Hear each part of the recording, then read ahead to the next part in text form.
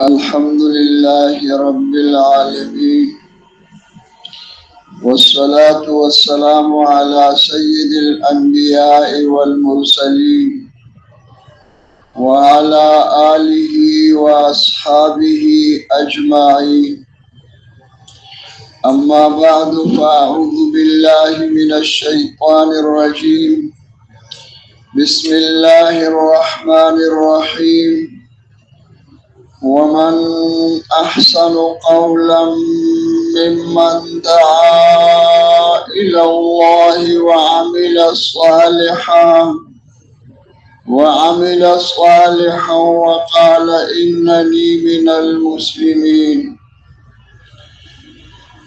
وقال رسول الله صلى الله عليه وسلم: عجبا لأمر المؤمن إن أمره كله له خير وليس ذلك لأحد إلا للمؤمن.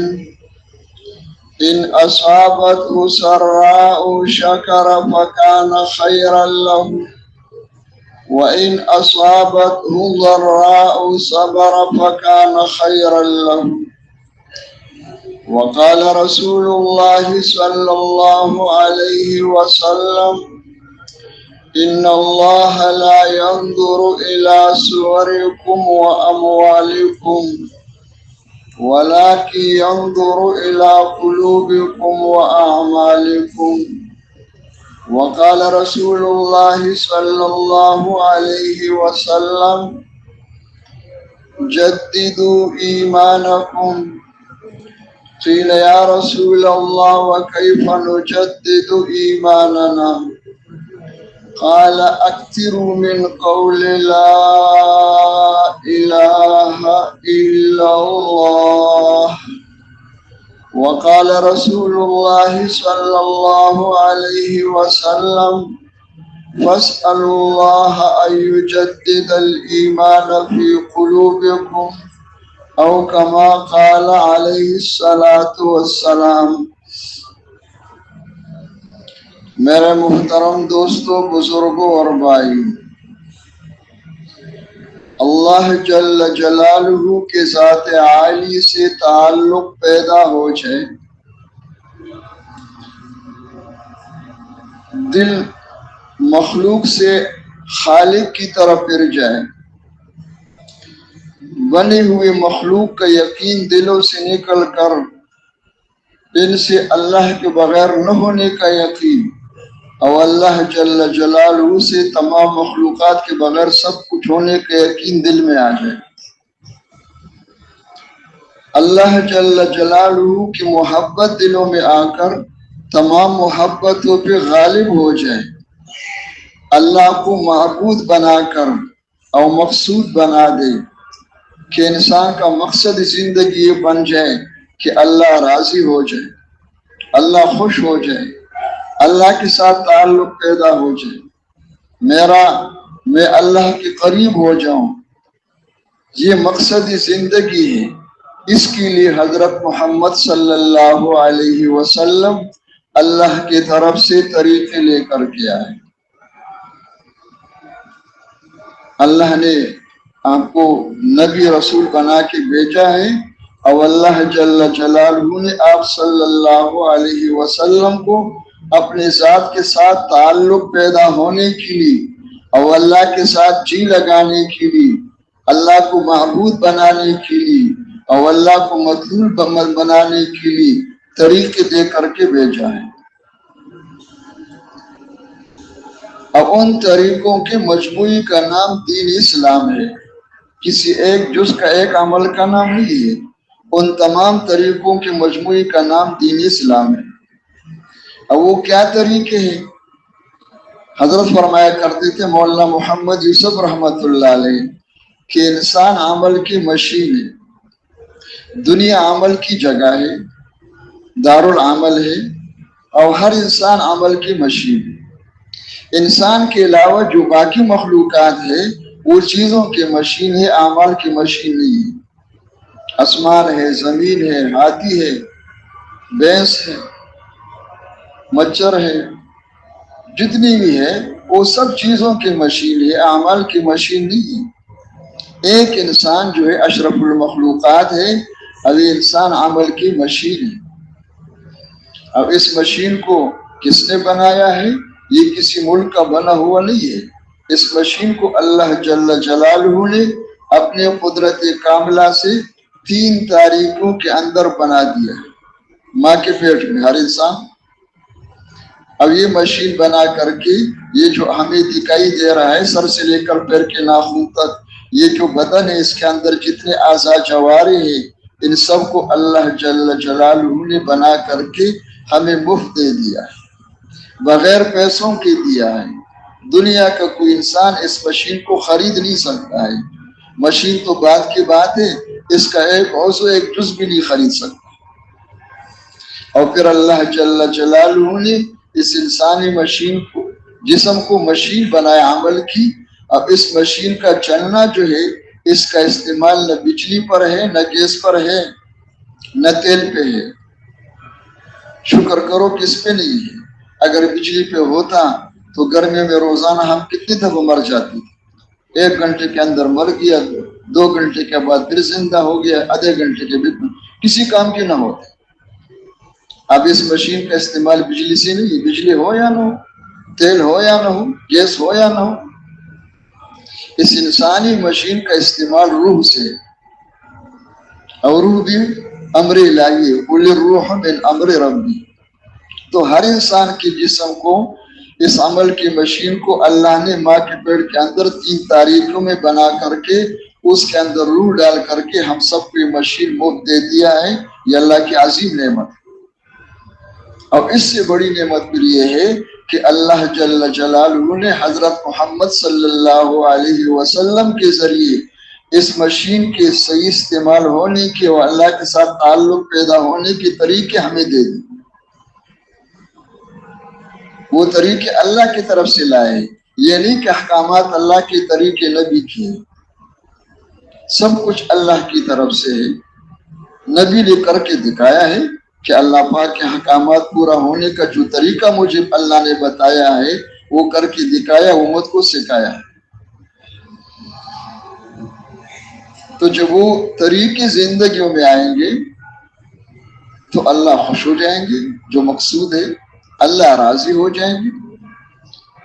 اللہ پاک کا رضا ان طریقوں پر چلنے کے ساتھ ہے، اس کے بغیر نہیں ہے۔ نفس و شیطان دھوکہ نہ دے کہ کرے اپنی مرضی، مشین کو استعمال غلط کر اور سمجھے کہ اللہ غفور رحیم ہے۔ نہیں، اللہ کو مقصود بنا کر کے اس مشین کو صحیح استعمال ہونے کی کوشش کرے، اس کے بعد پھر اگر غلطیاں ہو جائے تو اللہ اس کو معاف فرما دے۔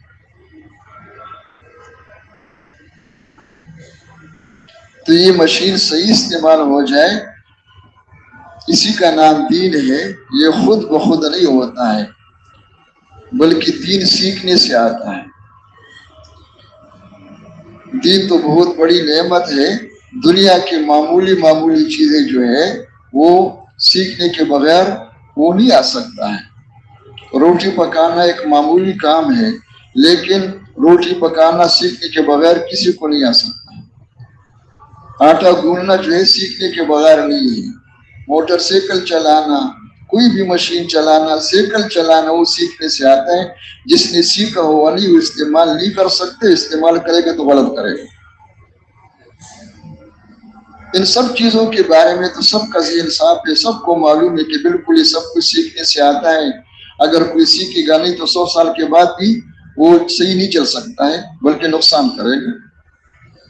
لیکن جب اپنے اس مشین کے بارے آ جائے تو حضرت فرماتے کہ پتہ نہیں عقل پر کیا پردہ پڑ گیا ہے، کیا اپنے آپ سے غافل ہے کہ میں خود بخود ٹھیک ہو جاؤں گا۔ خود بخود ٹھیک نہیں ہوتا ہے۔ یہ مشین کا صحیح استعمال ہونا جس کا نام دین ہے، یہ سیکھنے سے آتا ہے، سننے سے نہیں آتا کہ سنتے رہو اور جس طرح مرضی جتنا سن لیا جتنا نہ سونا اور ہو جائے گا، بلکہ سننا اول سے لے کر آخر تک شعور پیدا کرنے کے لیے۔ اگر سننا کامل نہیں ہے تو آگے احساس بھی پیدا نہیں ہو سکتا۔ پوری بات سننا اول سے لے کر آخر تک، تاکہ شعور پیدا ہو جائے، احساس پیدا ہو جائے، طلب پیدا ہو جائے اور پھر وہ آتے سیکھنے سے، تو ہمارا آپ کا نکلنا اللہ پاک کے راستے میں دین سیکھنے کے لیے آسان لفظ ہوں کہ دین سیکھنا ہے۔ دین سننے سے بھی نہیں آتا ہے، لکھنے سے بھی نہیں آتا ہے، سیکھنے سے آتا ہے۔ اور دین کیا ہے؟ تو الفاظ کے اعتبار سے دین دو لفظوں کے مجموعے کا نام ہے، بندگی اور نمائندگی۔ وہ اللہ کے نبی جو طریقے لے کر کے آئے اس انسانی مشین کو صحیح استعمال ہونے کے لیے اور اللہ کے ساتھ تعلق پیدا ہونے کے لیے، اللہ کی قدرت سے براہ راست پیدا حاصل کرنے کی، تو وہ دو لفظوں کا مجموعہ ہے، بندگی اور نمائندگی۔ بندگی تو یہ ہے کہ انسان اپنے اوپر اتنی محنت کر لے کہ انسان اندر باہر ہر جگہ، صرف نماز میں نہیں ہے، صرف مصلی پر نہیں ہے، بلکہ ہر جگہ انسان کے استعمال ہونے مختلف جگہ، جہاں بھی جائے ہر جگہ اس مشین کو یعنی اپنے جسم کو اندر اور باہر اللہ کو راضی کرنے کے لیے ان طریقوں کے مطابق استعمال کرنا سیکھے۔ تو یہ ہمارا آپ کا نکلنا اللہ کے راستے میں دین سیکھنے کے لیے۔ اور دین سیکھنے کے لیے کتنا وقت چاہیے؟ تو حضرت فرماتے تھے مولانا محمد یوسف رحمۃ اللہ علیہ کہ اگر میں صاف صاف بتا دوں کہ چھوڑو اوقات کو، کہ چلہ ہے، 3 چلے ہے، سال ہے، 7 مہینے ہے، اس کو چھوڑ دو، اس نیت کے ساتھ آؤ کہ میں نے اللہ کے راستے میں نکل کر دین سیکھنا ہے، مقصود سامنے ہو۔ اب اس کے لیے جتنا وقت چاہیے کہ دین سیکھنا ہے، اور پھر آ کر سنو کہ دین ہے کیا اور دین سیکھنے کا طریقہ کیا ہے۔ یہ نہ ہو کہ اپنے ذہن میں کوئی نقشہ بنا اسی کا نام دین رکھا ہے، یا اپنے کوپڑی میں کچھ آگے کہ دین اس طرح بھی ہو سکتا ہے، یہ بھی ہو سکتا ہے کہ نہیں۔ آؤ اور سنو کہ دین کیا ہے۔ تو دین کیا ہے؟ اپنے اس مشین کو مسجد میں بھی، بازار میں بھی، مصلی کے اوپر بھی، کرسی کے اوپر بھی، مجمع کے سامنے بھی، خلوت میں بھی، بادشاہ بن کر بھی، فقیر بن کر بھی، یعنی ہر جگہ اس مشین کو اندر باہر سے استعمال کرنے کا نام دین ہے، جو اللہ کے نبی اس کے طریقے لے کر کے آئے۔ اور سیکھنے کا طریقہ وہ دعوت و دعا ہے۔ تو حضرت نے فرمایا کہ اگر ہم صاف صاف بتا دیں کہ آ جاؤ اور دین سیکھو، سنو، اور پھر سننے کے بعد سننا برکت کے لیے نہ ہو، سننا اس لیے ہو کہ جو میں سن رہا ہوں میں سب کچھ کروں گا، اور یہ سنو کہ میں نہیں جانتا، اللہ جانتا۔ مفتی صاحب نے فرمایا رحمت اللہ علیہ کہ ایک دفعہ حضرت جی رحمت اللہ علیہ کمرے سے باہر تشریف لے آئے، تو سامنے سے میں آیا تو فرمانے لگے مفتی جی الف لام میم کا کیا معنی ہے؟ میں نے کہا حضرت جو کچھ کتابوں میں لکھا ہوا ہے آپ کو بھی پتہ ہے، مجھے بھی پتہ ہے، جلدی بتاؤ کیا کہنا چاہتے ہو، کہیں بھول نہ جائے۔ اور فرمایا حضرت کا معمول اسی طرح تھا کہ جب کچھ بات کہنا چاہتے تھے پہلے کچھ سوال کرتے مجھے متوجہ کرنے کی۔ میں فرمایا کہ ٹھیک کہہ رہے ہو، میں تلاوت کر رہا تھا، جو میرا منزل معمول ہے آج ختم ہو گیا، تو حال مرتحل کے طور پر کہ بھی قرآن شریف ختم کر کے دوبارہ شروع کر لیں، میں نے دوبارہ شروع کر دیا۔ تو جب میں نے شروع کر دیا تو الف لام میم پہ جو میں آ گیا تو ذہن میں آیا کہ الف لام میم کا کیا معنی ہے۔ تو یہ وہ دل میں آیا اللہ کی طرف سے کہ الف لام کا معنی کیا ہے، کہ اللہ اعلم۔ الف لام میم کا معنی ہم نہیں جانتے، کون جانتا ہے؟ اللہ جانتے، ہم نہیں جانتے۔ ساتھ ذہن میں یہ بھی آیا اللہ کی طرف سے کہ قرآن پاک کے شروع میں الف لام میم کو اس لیے رکھا ہے کہ اس کتاب کو اگر پڑھنا ہے اور سیکھنا ہے اور سمجھنا ہے اور اپنے اندر لانا ہے تو سب سے پہلے یہ دل کے اندر بٹھا دو کہ میں نہیں جانتا، اللہ جانتا ہے۔ اگر دل کے اندر ہے کہ میں جانتا ہوں اور مجھے پتا ہے تو محرومی کے سوا کچھ نہیں۔ پہلے یہ بات پیدا کرو کہ میں نہیں جانتا، کون جانتا ہے؟ بس اللہ جانتا ہے۔ تو اللہ کے راستے میں نکل کر اگر ہم اس طرح کہیں اور پھر کہتے تشکیل کریں گے اور جاؤ اس نیت سے سنو کہ ہم نے سب کچھ کرنا ہے، میں نہیں جانتا ہوں، اللہ جانتے، اللہ مجھے سمجھا دے، اللہ مجھے علم دے دے، اور پھر اس کو اپنے اندر لانا ہے۔ واپسی پر کارگزاری بھی سنیں گے اور حضرت نے فرمایا تالاشی بھی لیں گے، کارگزاری تو ہے آج کل نا، لیکن تلاشی تو نہیں ہے، تلاشی بھی لیں گے کہ وہاں تقریر تو بہت کر رہے تھے لیکن وہاں سے جو کچھ بول رہے تھے اس طرف بن کر کے آئے ہو، یا کوئی بول رہے تھے کچھ اور وہاں سے کچھ اور لے کر کے آئے ہو۔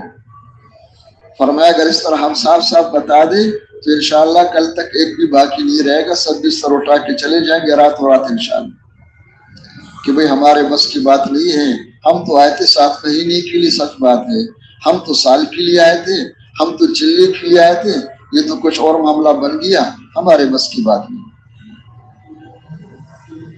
تو حضرت نے فرمایا پھر ہم نے کیا کیا؟ فرمایا ہم نے وہ کیا جو فنون سکھانے اور سیکھنے والوں نے کیا ہے۔ اس وقت دنیا میں دین سیکھنے کا رواج نہیں ہے، رواج میں نہیں ہے، البتہ مال کمانے کے لیے، منصب حاصل کرنے کے لیے، کرسی ملنے کے لیے فنون ہے، ان فنون کے سیکھنے کا عام رواج ہے۔ وہ فنون کیا ہے؟ ڈاکٹری ایک فن ہے، انجینئرنگ ایک فن ہے، زراعت ہے، صنعت ہے، قانون ہے، جتنی فنون ہے اور ان کے سب کے کالج بھی یونیورسٹیاں بھی ہیں، وہ لوگ سیکھ رہے ہیں، اور بلا مبالغہ ایک فن کے سیکھنے پر، ماہر بننے پر 20 سال لگا، ایک نہیں لاکھوں ہے۔ اور خرچہ کتنا ہوتا ہے؟ آج کل کے زمانے دور میں کروڑوں کا خرچہ ہوتا ہے ایک بندے کا، لیکن وہ فنون سیکھنے والے سب سے پہلے ان کو یونیورسٹیوں کالجوں میں نہیں بھیجتے ہیں، ان کو سب سے پہلے گھر کے قریب پرائمری اسکول میں ڈالتے ہیں، اور اس میں پرائمری اسکول میں 5-6 سال کے لیے کم سے کم اتنا وقت ہوتا ہے، وہ کسی لیے ہوتا ہے، سیکھنے کے لیے نہیں ہوتا ہے۔ پرائمری میں کوئی نہ ڈاکٹر بنتا ہے، نہ کوئی انجینئر بنتا ہے، نہ کوئی اور بنتا ہے، نہ پروفیسر بنتا ہے، کوئی پرنسپل بنتا ہے، کچھ بھی نہیں ہوتا ہے۔ اور اگر کسی کو دھوکہ لگ جائے تو اپنا بھی بیڑا غرق کرے گا، مخلوق خدا کا بھی بیڑا غرق کرے گا۔ یہ 5-6 سال اسی ذہن بنانے کے لیے ہوتا ہے کہ اس بچے کے اندر شوق پیدا ہو جائے اور طلب پیدا ہو جائے، اور اس کو سمجھ میں آ جائے کہ میں نے آگے کچھ بننا ہے، مجھے سیکھنا ہے۔ حضرت نے فرمایا وہ تو رواج میں ہے، دین سیکھنے کا رواج نہیں ہے۔ صاف صاف بتا دیں گے تو ایک بھی نظر نہیں آئے گا۔ تو پھر ہم نے کیا کیا؟ فرمایا ہم نے وہ کیا جو انہوں نے کیا ہے۔ انہوں نے اپنے مروجہ چیز کے ذہن بنانے کے لیے اپنے پرائمری کو 5-6 سال کے رکھا ہے، اور ہم نے غیر مروجہ چیز کو، دین سیکھنے کو، سمجھنے سمجھانے کے لیے اپنے پرائمری جو ہے 5 سال کے بجائے 4 مہینے 1 سال کر دیا۔ یہ 4 مہینے 1 سال کا جو وقت ہے یہ کورس نہیں ہے، جس طرح کالجوں میں، یونیورسٹیوں میں، باقی اداروں میں کورس ہوتا ہے، 4 سال کا کورس ہے، 10 سال کا ہے، اچھا یہ کورس کر کے آیا ہوا ہے، میں نے وہ کورس کر لیا، بس فارغ ہو گیا۔ فرمایا یہ وہ نہیں ہے، یہ 4 مہینے 1 سال جو وقت ہے یہ کس لیے ہے؟ یہ اس لیے ہے کہ یہ وقت اگر صحیح لگ جائے، جس طرح کہا جا رہا ہے، تو امید ہے انشاءاللہ کہ اندر طلب پیدا ہو جائے گی، شوق پیدا ہو جائے گی کہ میں نے بننا ہے، کیا بننا ہے؟ اللہ کا بندہ۔ اندر طلب پیدا ہو جائے گی، شوق ہو جائے گی کہ اللہ کے ساتھ تعلق پیدا ہو جائے، اس کے بعد پھر آگے جانا ہوگا۔ اب تعلق پیدا ہو جائے سیکھنے کے لیے، پھر اعمال کیا ہے؟ تو فرمایا 2 اعمال ہے، ایک دعوت ہے، ایک دعا ہے۔ یہ بننے کی اور دین سیکھنے کے اعمال ہے۔ دعوت آئے گا، دین آئے گا دعوت و دعا کے راستے سے، اور بننے کی جگہ مسجد ہے، اور تینوں میں دل نہیں لگ رہا، جی نہیں لگ رہا ہے۔ تو جس کا جی نہیں لگ رہا ہے پڑھنے میں، وہ نہ حافظ بن سکتا ہے، نہ ماسٹر بن سکتا ہے، نہ کوئی اور بن سکتا ہے۔ جس کا جی لگ جائے گا وہ آگے جائے گا انشاءاللہ، پڑھتے پڑھتے، سیکھتے سیکھتے انشاءاللہ کبھی کچھ بن جائے گا۔ تو حضرت نے فرمایا کہ 4 مہینے سال کورس نہیں، کئی دھوکہ نہ لگ جائے کہ اللہ کا شکر ہے میرے 4 مہینے لگ چکے، 40 سال پہلے لگ گیا، میرا سال لگ گیا، 50 سال ہو گئے، 20 سال ہو گئے۔ بلکہ دیکھنا اس کو ہے کہ سال کس لیے تھا، 4 مہینے کس لیے ہے؟ وہ اس لیے تھا کہ مسجد میں، اللہ کے گھر میں میرا دل لگ جائے، دعوت و دعا میں میرا دل لگ جائے، اور پھر میرے اندر طلب پیدا ہو جائے کہ اس دنیا میں آنے کا میرا واحد مقصد یہ کہ اللہ کے ساتھ تعلق پیدا ہو جائے۔ اتنی بات اگر 4 مہینے میں اور سال میں پیدا ہو جائے تو انشاءاللہ آگے چلنا شروع ہو جائے گا۔ پھر اس کے لیے کیا ہوگا؟ اس کے لیے ہوگا کہ انشاءاللہ یہ سیکھ پیدا کرنے کے لیے بھی انشاءاللہ بہت کچھ آ جائیں گے ماحول کی برکت سے۔ اس لیے کہ اس وقت دین سیکھنے کا رواج نہیں ہے، اور پورا دین زندگیوں میں نہیں ہے امت کی۔ یہ جو دینی ماحول ہے مسجد کی یا جتنی خیر کی جگہ ہے، اس میں دین کے اجزاء موجود ہیں، اجزاء موجود ہے، پورا دین نہیں ہے۔ اور اجزاء دین بھی صرف شکل ہے، حقیقت سے خالی ہے۔ حقیقت کیا ہے؟ ایمان و اخلاص۔ کتنی صحیح روایت بخاری شریف کی نصوص سے واضح آئے ہر عمل میں کہ من قام رمضان ایمانا و احتسابا، من قام لیلۃ القدر ایمانا و احتسابا، من اتبع جنازۃ مسلم ایمانا و احتسابا۔ یعنی عبادات سے لے کر رمضان اور لیلۃ القدر سے لے کر میدان جنگ تک ہر عمل کے لیے دو شرطیں ہیں کہ ایمان بھی ہو، اخلاص بھی ہو، ایمان بھی ہو، اخلاص بھی ہو۔ اس کے بعد پھر اس عمل پر جو کچھ ہوگا وہ ہوگا۔ اور اگر ایمان اخلاص نہیں ہے تو عمل نہیں ہو سکتے۔ وہ عمل ہے لیکن عمل صالح نہیں۔ دیکھو، انسان کے استعمال ہونے کا نام عمل ہے۔ اب اگر استعمال صحیح ہے تو عمل صالح ہے، اعمال صالحہ ہے۔ اگر استعمال غلط ہے تو اعمال ہے لیکن اعمال سیئہ ہے۔ وہ تو ویسے جب ہم کہتے ہیں عمل کے تو اس سے مراد عمل صالح ہوتا ہے۔ تو یہ عمل صالح جو ہے وہ ایمان اخلاص کے بغیر بھی ہو سکتا ہے۔ تو فرمایا کہ سب سے پہلے سیکھنے کی چیز ایمان اخلاص ہے، الفاظ کے اعتبار سے اور جسم کے اعتبار سے۔ اس مشین کا یعنی اس جسم انسانی کا استعمال ٹھیک ہو جائے تو اس کو ٹھیک کرنے کے لیے سب سے پہلے شروع دل سے ہے۔ اگر دل ٹھیک ہو گیا تو باقی مشین بھی ٹھیک ہے، اگر دل خراب ہی بگڑ گیا تو باقی مشین بھی خراب بگڑا ہوگا۔ یہ جسم کے اعتبار سے ہے۔ الفاظ کے اعتبار سے یہ کہ دین میں سب سے پہلے سیکھنے کی چیز ایمان اخلاص ہے۔ تو یہ بات سامنے ہو کہ اللہ کے ساتھ تعلق پیدا ہو جائے۔ اور دوسری بات یہ ہے کہ انسان اشرف المخلوقات ہے، اس میں کوئی شک نہیں ہے۔ انسان کی شرافت اپنی جگہ پر ہے لیکن انسان کو اللہ نے محتاج بنایا ہے۔ انسان کی حاجت مسلم ہے، کوئی انسان انکار نہیں کر سکتا ہے۔ بادشاہ سلامت بھی محتاج ہے، علامہ صاحب بھی محتاج ہے۔ تو حاجت تو انسان کے اندر اللہ کی طرف سے، لیکن حاجتوں کا پورا ہونا انسانوں کے ہاتھ میں نہیں ہے، حاجتوں کا پورا ہونا اللہ کے ہاتھ میں۔ تو پھر ہماری حاجت بھی ہے کہ اللہ کے ساتھ تعلق پیدا ہو جائے اور ان کی قدرت سے براہ راست استفادہ ہو۔ براہ راست کیا ہے؟ دیکھو، دنیا میں جس کو جو کچھ مل رہا ہے دینے والی ذات صرف اللہ کی،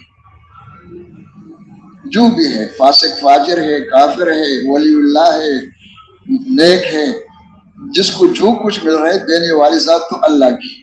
لیکن ملنے کے راستے دو ہیں، ایک نافرمانوں کے لیے اور ایک فرمانبرداروں کی۔ نافرمانوں کو جو کچھ اللہ دے رہے اس راستے کا نام ہے مخلوق سے فائدہ حاصل کرنا، وہ اللہ ہی دے رہے ہیں، لیکن نافرمانیوں کی وجہ سے اس کا نسبت مخلوق کی طرف ہوتا ہے، اس لیے کہ اندر یقین بگڑا ہوا ہے، یقین نیت خراب ہے، بدن کا استعمال غلط ہے۔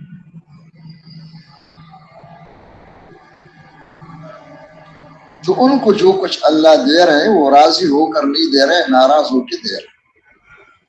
اور اس کا نام قرآن کی اصطلاح میں فتح ابواب ہے۔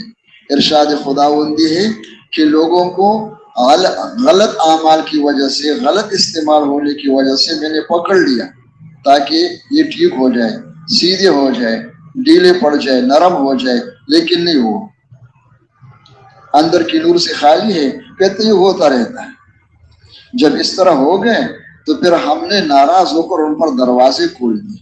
اور کس چیز کے دروازے؟ ہر چیز کے دروازے، صرف مال کی نہیں ہے، مال کی بھی، چیزوں کی بھی، صحت کی بھی، شہرت کی بھی، ہر چیز کے دروازے کھول دیے۔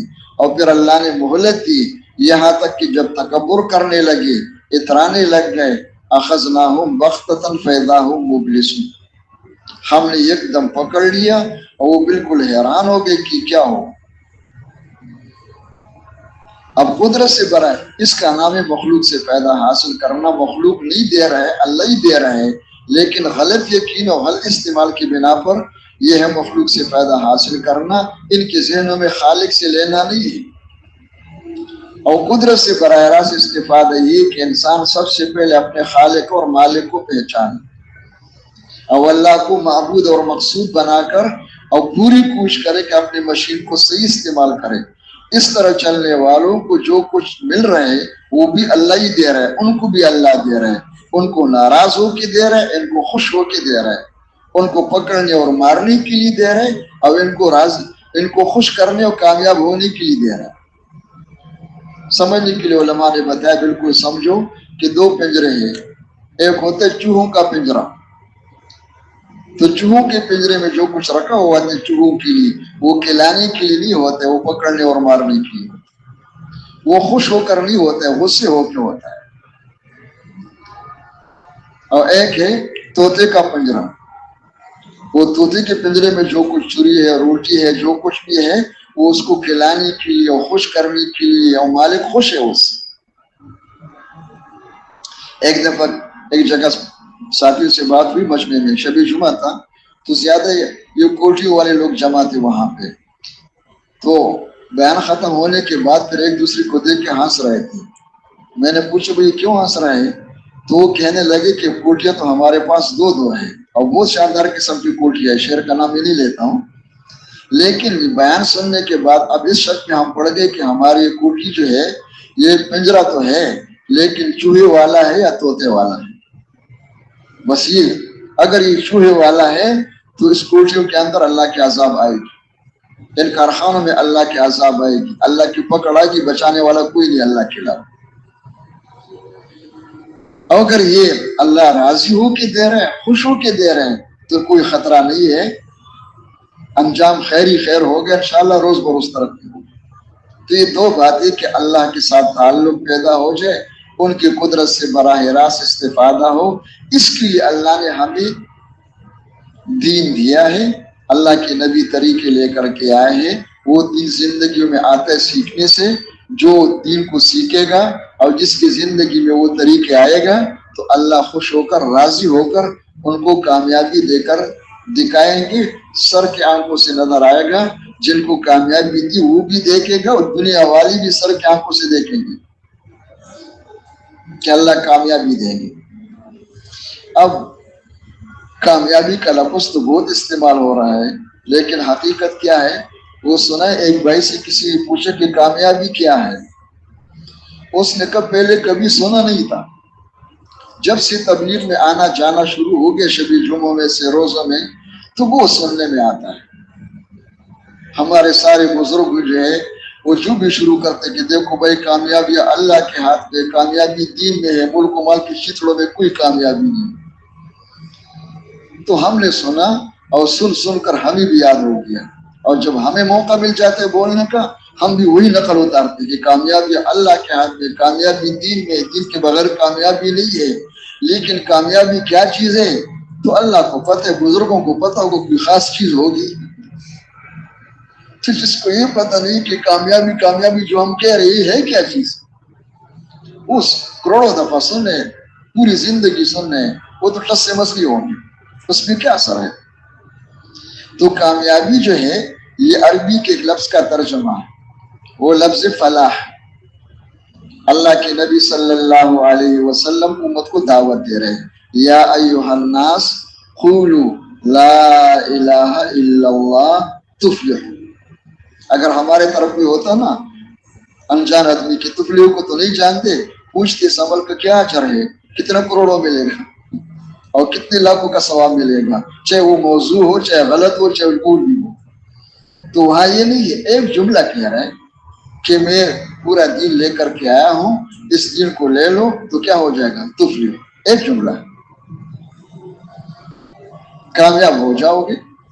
فلاح کس کو کہتے؟ عربی میں اس کا ترجمہ ہے الفوز بالمطلوب. تعریف اس کی ہے الفوز بالمطلوب والنجات من المرغوب، کہ انسان جو کچھ چاہتے ہیں. اب انسان کی چاہت ایک ہے یا بے شمار ہے؟ بے شمار چاہت انسان کے اندر، چاہتوں کے سمندر ہے. جو کچھ انسان چاہتے وہ سب کچھ ہو جائے، اور جو نہیں چاہتے وہ نہ ہو، اس سے بچ جائے، اس کا نام ہے فلاح۔ تو بتاؤ کوئی چیز باقی رہ گئی ہم میں سے؟ کامیابی مل جائے تو کیا مانا کہ جو کچھ چاہو گے وہ سب کچھ مل جائے گا۔ اب انسان کیا چاہتے؟ انسان چیزوں کو نہیں چاہتے، وسائل کو نہیں چاہتے، انسان کے کچھ مسائل ہیں، ان مسائل کا حل غلطی سی چیزوں میں دکھائی دے رہا ہے، کرسی میں، منصب میں، لوگوں کے ساتھ جوڑ بیٹھانے میں دکھائی دے رہا ہے، اس غرض کے لیے لگا ہوا ہے، ورنہ اس انسان کا مقصد کیا ہے کہ میرے مسائل حل ہو جائیں۔ تو مسائل کا حل جو ہے اس کا وعدہ دین پر ہے۔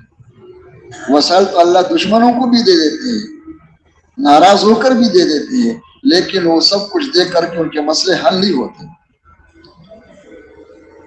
اور دوستوں کو اللہ پاک جب راضی ہوتے تو شکلیں اور چیزیں دے کر کے ان کے مسائل کو حل کرنے کے لیے، اور کبھی یہ بھی ہوتے کہ راضی ہو کر کچھ بھی نہیں دے، کچھ نہیں دے رہے ان کو، اپنی قدرت سے ان کے سارے مسئلوں کو حل کر دیتے، دنیا کی بھی اور آخرت کی۔ تو جب وہ طریقے زندگی میں آئیں گے تو اللہ پاک کامیابی دے کر دکھائیں گے۔ یہ لفظ فلاح کا ترجمہ ہے، اللہ کے نبی نے دعوت دی، اور آج بھی شکر ہے روزانہ تازگی کے لیے ہر مسجد سے بار بار آواز آ رہی ہے۔ کتنی دفعہ؟ روزانہ 12 دفعہ۔ کتنی دفعہ؟ کیا 10 دفعہ؟ 10 دفعہ ہے روزانہ۔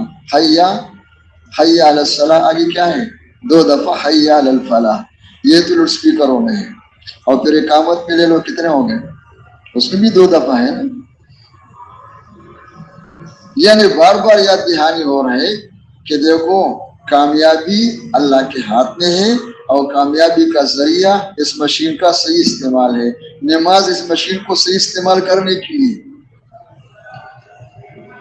تو اللہ جل جلالہ راضی ہو کر، خوش ہو کر کامیابی دے کر دکھائیں گے، سر کی آنکھوں سے نظر آئے گا۔ اب یہ خالی تقریر ہے یا کبھی ہوا بھی ہے؟ یہ ہر زمانے میں ہو رہا ہے، کوئی وقت اس سے خالی نہیں ہے۔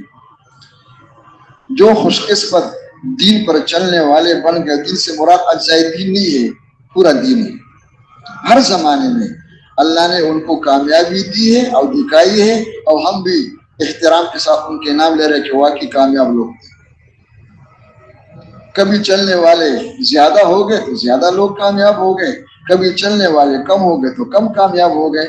لیکن من حیث القوم اگر دنیا کو دکھانا ہے تو اس کے لیے صحابہ کرام کے مبارک دور ہے۔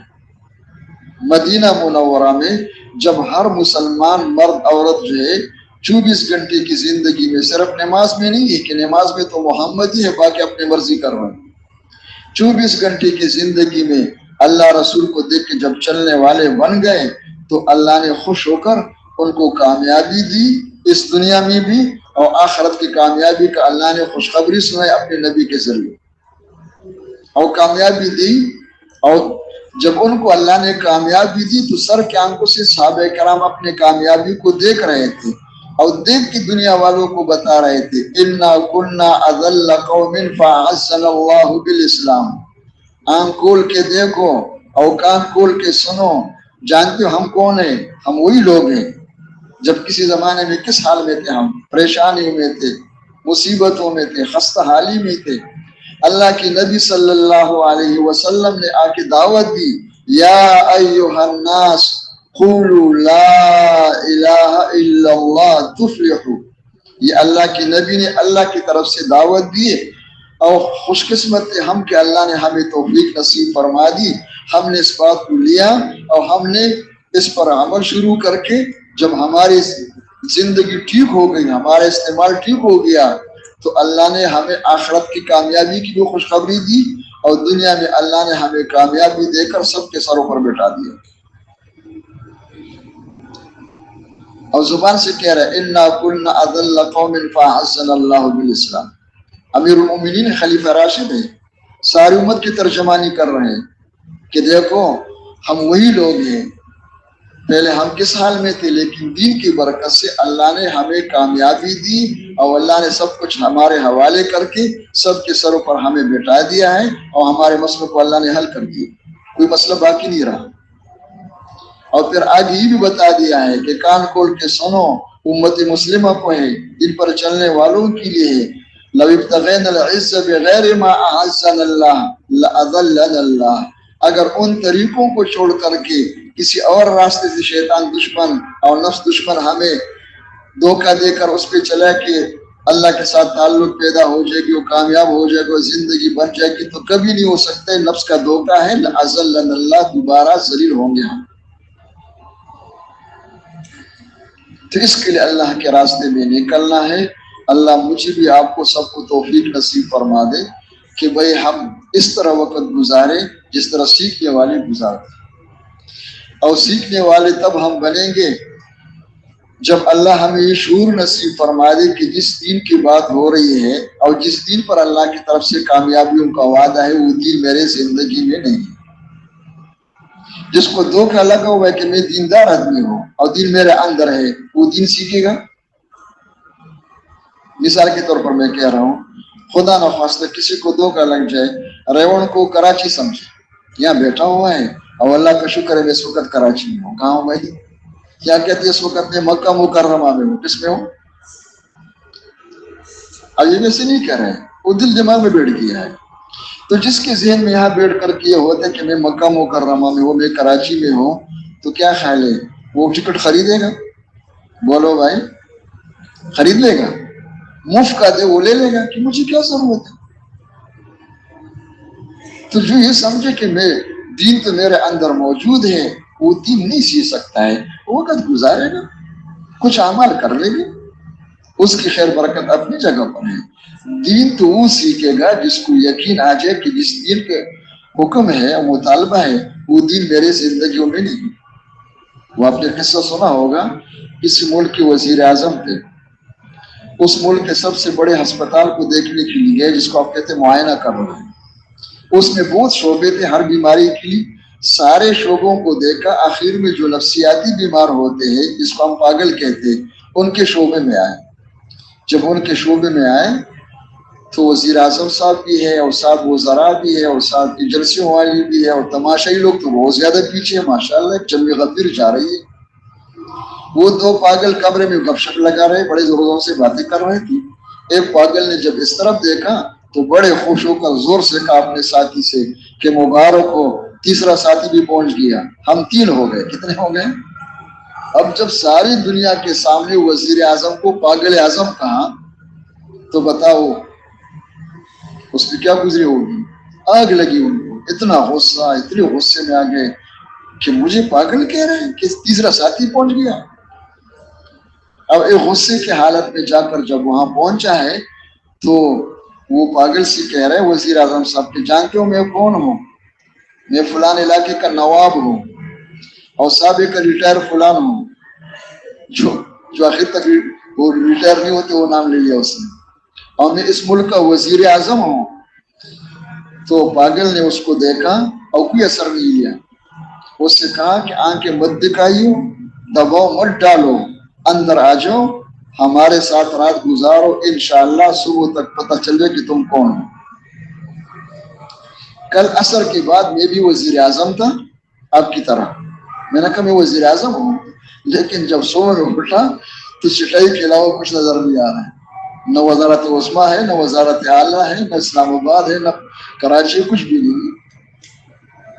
तो जिसको ये धोखा लगा हुआ कि मैं दीनदार आदमी हूँ, क्या हूँ, वो दीन नहीं सीख सकता है, तो धोखे में होगा। ये धोखा लग जाता है। क्यों लग जाता है? इसलिए लग जाता है कि जिस दीन के बारे में कहा जा रहा है और जिस दीन का हुक्म है, जिस पर अल्लाह पाक ने वादे फरमाए हैं दोनों जहान की कामयाबियों का, वो दीन उम्मत की जिंदगियों में नहीं। किसी ने आके कहा हजरत से कि हजरत बड़ी परेशानी की बात है, गम की बात है कि दीन नहीं फैल रहा है। हजरत ने फरमाया दीन है कहाँ? कहते दीन ही फैल रहा है दुनिया में, दीन नहीं फैल रहा है। तो हजरत ने फरमाया दीन है कहाँ जो फैल जाए? दीन मौजूद है, वो दुनिया में फैल रही है। दीन तो उम्मत की जिंदगियों में नहीं है। ये क्या है? ये अज्जाए दीन है। भाई अज्जा तो समझ में आ रहे हैं ना? नमाज के अज्जा है, रुकू क्या है? जुज़, सजदा क्या है? एक जुज़, एक हिस्सा है।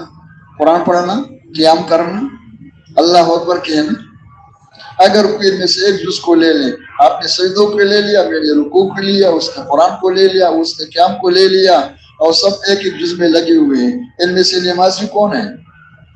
بتا دو بھائی، ان میں سے کون نمازی ہے؟ یہ سب بے نمازی، نمازی کوئی نہیں۔ سجدے میں پڑا ہوا ہے تو وہ بھی نمازی ہے، رکوع میں ہے تو وہ بھی نمازی ہے۔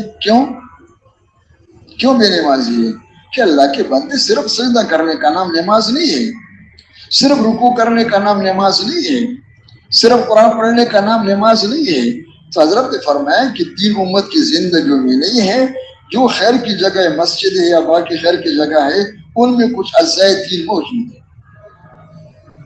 تو جب اجزائے دین وہاں موجود ہے اور باہری اجزاء بھی نہیں ہے تو دھوکہ لگ جاتا ہے۔ عربی کا مقولہ ہے الاور فی بلاد العمیان ملک، جس کا ترجمہ اپنے زبان میں یہ ہوتا ہے کہ اندھوں میں کانا راجہ ہی ہوتا ہے۔ کیا ہوتا ہے بھائی؟ اندھوں میں کانا راجہ ہی ہوتا ہے۔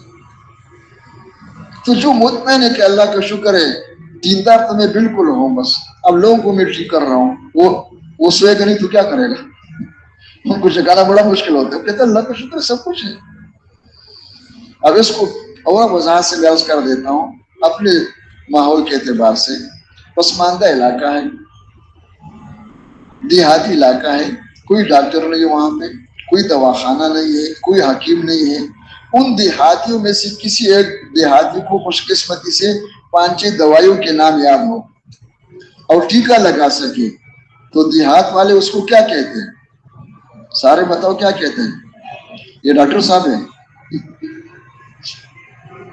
اور وہ اپنے کو کیا سمجھتے ہیں کہ ڈاکٹر صاحب کچھ آ رہا ہوں کیا رہا ہوں۔ تو جس کی زندگی میں دین نہیں ہے اور کہتے اللہ کا شکر ہے سب سے بڑا دیندار میں ہوں، کیوں کہ باقی لوگ تو کچھ بھی نہیں جانتے، اللہ کا شکر میں ٹیکہ لگا سکتا ہوں، کیا لگا سکتا ہوں، اور 5-6 گولیوں کا نام مجھے یاد ہے، کیا ہے؟ تو دین تو نہیں سیکھے گا۔ وہ تو میں نے کہا کہ جو اس نے کہہ دیا نا وزیر اعظم سے کہ یہاں آ جاؤ اور رات گزارو، پتہ چل جائے گا۔ تو اللہ کے راستے میں نکل کر ہر عمل میں اول سے لے کر آخر تک شریک ہو کر توجہ سے سننے سے انشاءاللہ یہ بات پیدا ہو جائے گی کہ میں دھوکے سے نکل جاؤں گا کہ میں سمجھتا کہ میں ڈاکٹر صاحب ہوں، خدا کی قسم میں ڈاکٹر نہیں ہوں، میرا اندر دین نہیں ہے۔ کیا نہیں ہے؟ اب یہ بات پیدا ہونا یہ خوش قسمتی ہے اور یہ ترقی ہے اور یہ مطلوب ہے، یہ مایوسی نہیں ہے کہ لوگوں کو دھوکہ دیتے رہو کہ دین نہیں کہتے آپ ولی اللہ ہو، کیا ہو اس دھوکے میں مر جائے گا تو کیا کرے گا؟ تو سب سے پہلی بات یہ کہ نکلنے سے، اللہ کے راستے میں پھرنے سے، پابندی کے ساتھ چلنے سے یہ شعور پیدا ہو جائے کہ پوری دین پر چلنے میں سارے مسئلوں کا حل ہے اور اللہ پاک کا حکم یہی ہے، لیکن پورا دن میری زندگی میں نہیں، اس لیے میں پریشان ہوں۔ حضرت فرمایا کرتے تھے مولانا محمد یوسف رحمۃ اللہ علیہ کہ اگر ہم ذلت والی زندگی گزار رہے، دنیا میں ذلیل ہو کے زندگی گزار رہے، تو خدا نخواستہ 2 باتوں میں سے ایک بات ضرور ہے، یا تو نعوذ باللہ دین میں کامیابی نہیں، تو یہ تو کہہ نہیں سکتے کہ دین میں کامیابی نہیں، اللہ کا وعدہ ہے۔ جب دین میں کامیابی ہے اور ہم کامیاب نہیں، ناکام ہے، اب ذلیل ہے، اس کا دوسرا معنی پھر یہ کہ دین ہمارے اندر نہیں ہے، دین ہمارے اندر نہیں ہے۔ سارے پریشانیوں کا، سارے مسئلوں کا ایک ہی وجہ ہے کہ دین زندگیوں میں نہیں ہے، اور ان سب کے حل ہونے کا ایک ہی راستہ ہے کہ دین زندگیوں میں آ جائے۔ اور دین ایک عمل کا نام، اس مجموعی کا نام ہے۔ اس مشین کو ہر جگہ استعمال کرنا یہ سیکھنے سے آتا ہے، اور سیکھے گا وہ جس کو یقین آ جائے کہ دین میرے اندر ہے۔ اس لیے ہم عرض کرتے ہیں کہ بھئی یہ شمار نہ کرو کہ تبلیغ میں کتنے سال ہو گئے اور سال میں کتنے مہینے ہو گئے اور 4 مہینے میں سے کتنے مہینے ہوئے، کتنے ہیں، اس کا زیادہ فکر نہ کرو۔ یہ دیکھنا ہے کہ میرے اندر کتنا شعور پیدا ہو گیا، میں اپنے آپ کو کتنا پڑھ رہا ہوں کہ بھئی دین میرے اندر ہے یا نہیں، یہ کتنا ہے۔ اب اس کے بعد پھر دوسری بات یہ ہے کہ یہ جو اوقات لے کر کے ہم آئے ہیں، دین سیکھنے سے آتا ہے، اور سیکھنے کے لیے 2 عمل ہے، ایک عمل دعوت ہے، ایک دعا ہے، اور سیکھنے کی جگہ، بننے کی جگہ مسجد ہے۔ پھر یہ بھی دیکھنا ہے کہ میرا دل مسجد میں لگ رہا ہے یا نہیں لگ رہا ہے، میرا دل دعوت دینے میں لگ گیا نہیں لگا ہے، میرا دل دعا مانگنے میں لگ گیا نہیں لگا۔ جس کا دل لگ جائے گا وہ آگے جائے گا، جس کا دل نہیں لگ رہا ہے وہ نہیں جا سکتا ہے۔ ایک آدمی کا دل ہی نہیں لگ رہا ہے، بچے کا پڑھنے میں دل نہیں لگ رہا ہے تو کیا ہوگا؟ تو بھائی ان دو باتوں کو سامنے رکھ کر کے اللہ مجھے بھی توفیق دے، آپ کو بھی۔ یہ خود ہے، اور پھر مسلمانوں کے پاس جانا ہے، ان کی بھی ملت خوشامد اس لیے کر رہے ہیں کہ ان کی خیر خواہی ہے، ہم سے کہا نہیں رہے، ان کی خیر خواہی ہے کہ بھئی جو ان کے ساتھ ہو رہا ہے یہ سب کچھ میرے ساتھ بھی ہوا تھا، اللہ نے فضل فرما دی، کچھ تھوڑا بہت مسجد میں آ کر میں نے کچھ سنا ہے، کچھ شور پیدا ہو گیا، آپ بھی آ جاؤ بھائی۔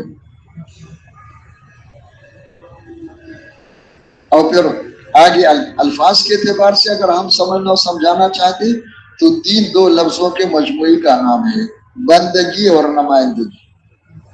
بندگی کو عربی میں کہتے ہیں عبدیت، صرف نمازی نہ بن جائے، انسان اللہ کا بندہ بن جائے، اس انسان کے جسم سے اندر باہر کوئی حرکت اللہ کے احکامات کے خلاف نہ ہو قصداً عمدن، اور اگر غلطی ہو جائے تو فوراً توبہ کریں، یہ عبدیت ہے۔ اور نمائندگی کا نام عربی میں ہے دعوت، دائی۔ تو جہاں تک بندگی کا تعلق ہے امم سابقہ اور امت محمدیہ صلی اللہ علیہ وسلم دونوں برابر ہے، وما خلقت الجن والانس الا لیعبدون۔ لیکن جہاں تک نمائندگی کا تعلق ہے امم سابقہ کے ذمہ نمائندگی نہیں تھی، ان کے خیر کی بات کرنا، کسی کو خیر کی طرف کہنا، یہ سب کچھ تھا، لیکن وہ نمائندے نہیں تھے، نمائندے انبیاء علیہ السلام تھے ہر علاقے میں، ہر زمانے میں۔ لیکن حضرت محمد صلی اللہ علیہ وسلم کے بعد کسی کو نبوت نہیں ملے گی، کسی کو نبوت نہیں دی جائے گی۔ اس ختم نبوت کی برکت سے بندگی کے ساتھ نمائندگی والی ذمہ داری بھی امت کی طرف منتقل ہوئی۔ ختم نبوت کا معنی یہی ہے کہ وہ ذمہ داری امت کی طرف منتقل ہوئی، اب کوئی نیا نبی نہیں آئے۔ تو ہمارے دین دو کا مجموعہ ہے، بندگی اور نمائندگی۔ لیکن یہ غور سے سنو کہ جو بندہ بن جائے گا اللہ اس کو اپنا نمائندہ بنا دے گا، جو خود بندہ نہیں بنا ہوا ہے نمائندہ کیسے بن سکتا ہے؟ اور اس کے آسان لفظوں میں حضرت نے فرمایا کہ جس کی زندگی اپنے دعوت کے مطابق بن جائے گی، اپنے علم کے مطابق اس کی زندگی بن جائے گی، جس طرح سر بول رہے ہیں، جس طرح کہہ رہے ہیں، جس طرح پڑھا ہے اس طرح بن گیا، اللہ پھر اس سے کام لیں گے۔ کیا لیں گے؟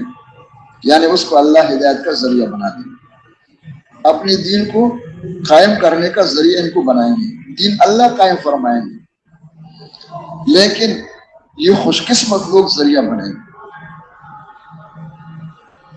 اللہ ان کو ہدایت کا سرچشمہ بنا دیں گے۔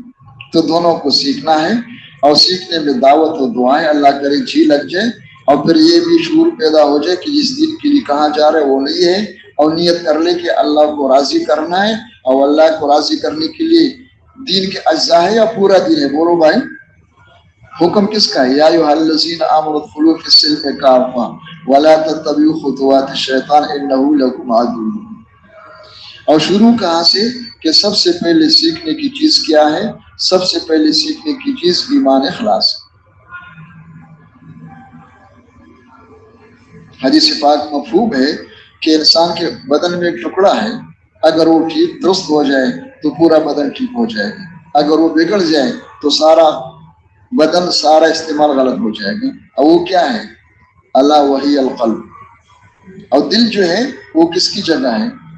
دل جو ہے وہ دل ایمان کی جگہ ہے، اخلاص کی جگہ ہے، تقوی کی جگہ ہے، اللہ کی معرفت کی جگہ ہے، اللہ کی محبت کی جگہ ہے۔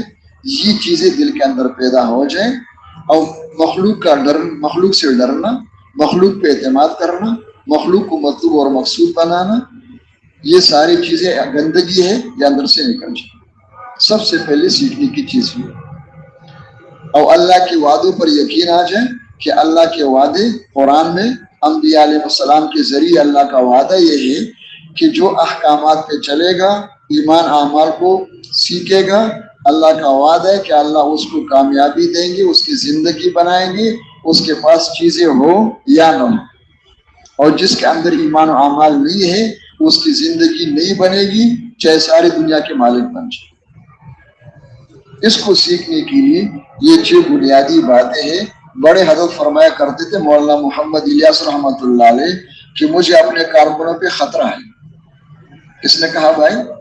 مولانا الیاس صاحب رحمۃ اللہ علیہ کہ مجھے اپنے کارکنوں پہ خطرہ ہے. ان کے کارکن کون ہیں؟ تو ہم سب ہیں نا. مجھے اپنے کارکنوں پہ خطرہ ہے. خطرہ مجھے لگ رہا ہے کہ کام نہ ہو سمجھے کہ کام ہے، کام نہ ہو رہا ہو سمجھے کہ کام ہو رہا ہے، کام نہ کر رہے ہو سمجھے کہ ہم بہت کام کر رہے ہیں. حضرت نے فرمایا کام یہ 6 باتیں. کام کیا ہے؟ اب جو کہتے ہیں محنت سیکھنا ہے، وہ کام سیکھنا ہے، وہ ہے کیا چیز؟ ہر ایک اپنے اپنے ذہن میں جو کچھ ہے کہتے ہیں میرے خیال میں تو یہی ہے. یہ 6 باتیں ہیں. یہ وہ بنیادی بات ہے کہ اگر یہ اندر پیدا ہو جائے تو سمجھو اس انسان کے اندر استعداد پیدا ہو جائے گی 24 گھنٹے کی زندگی میں احکامات پر چلنے.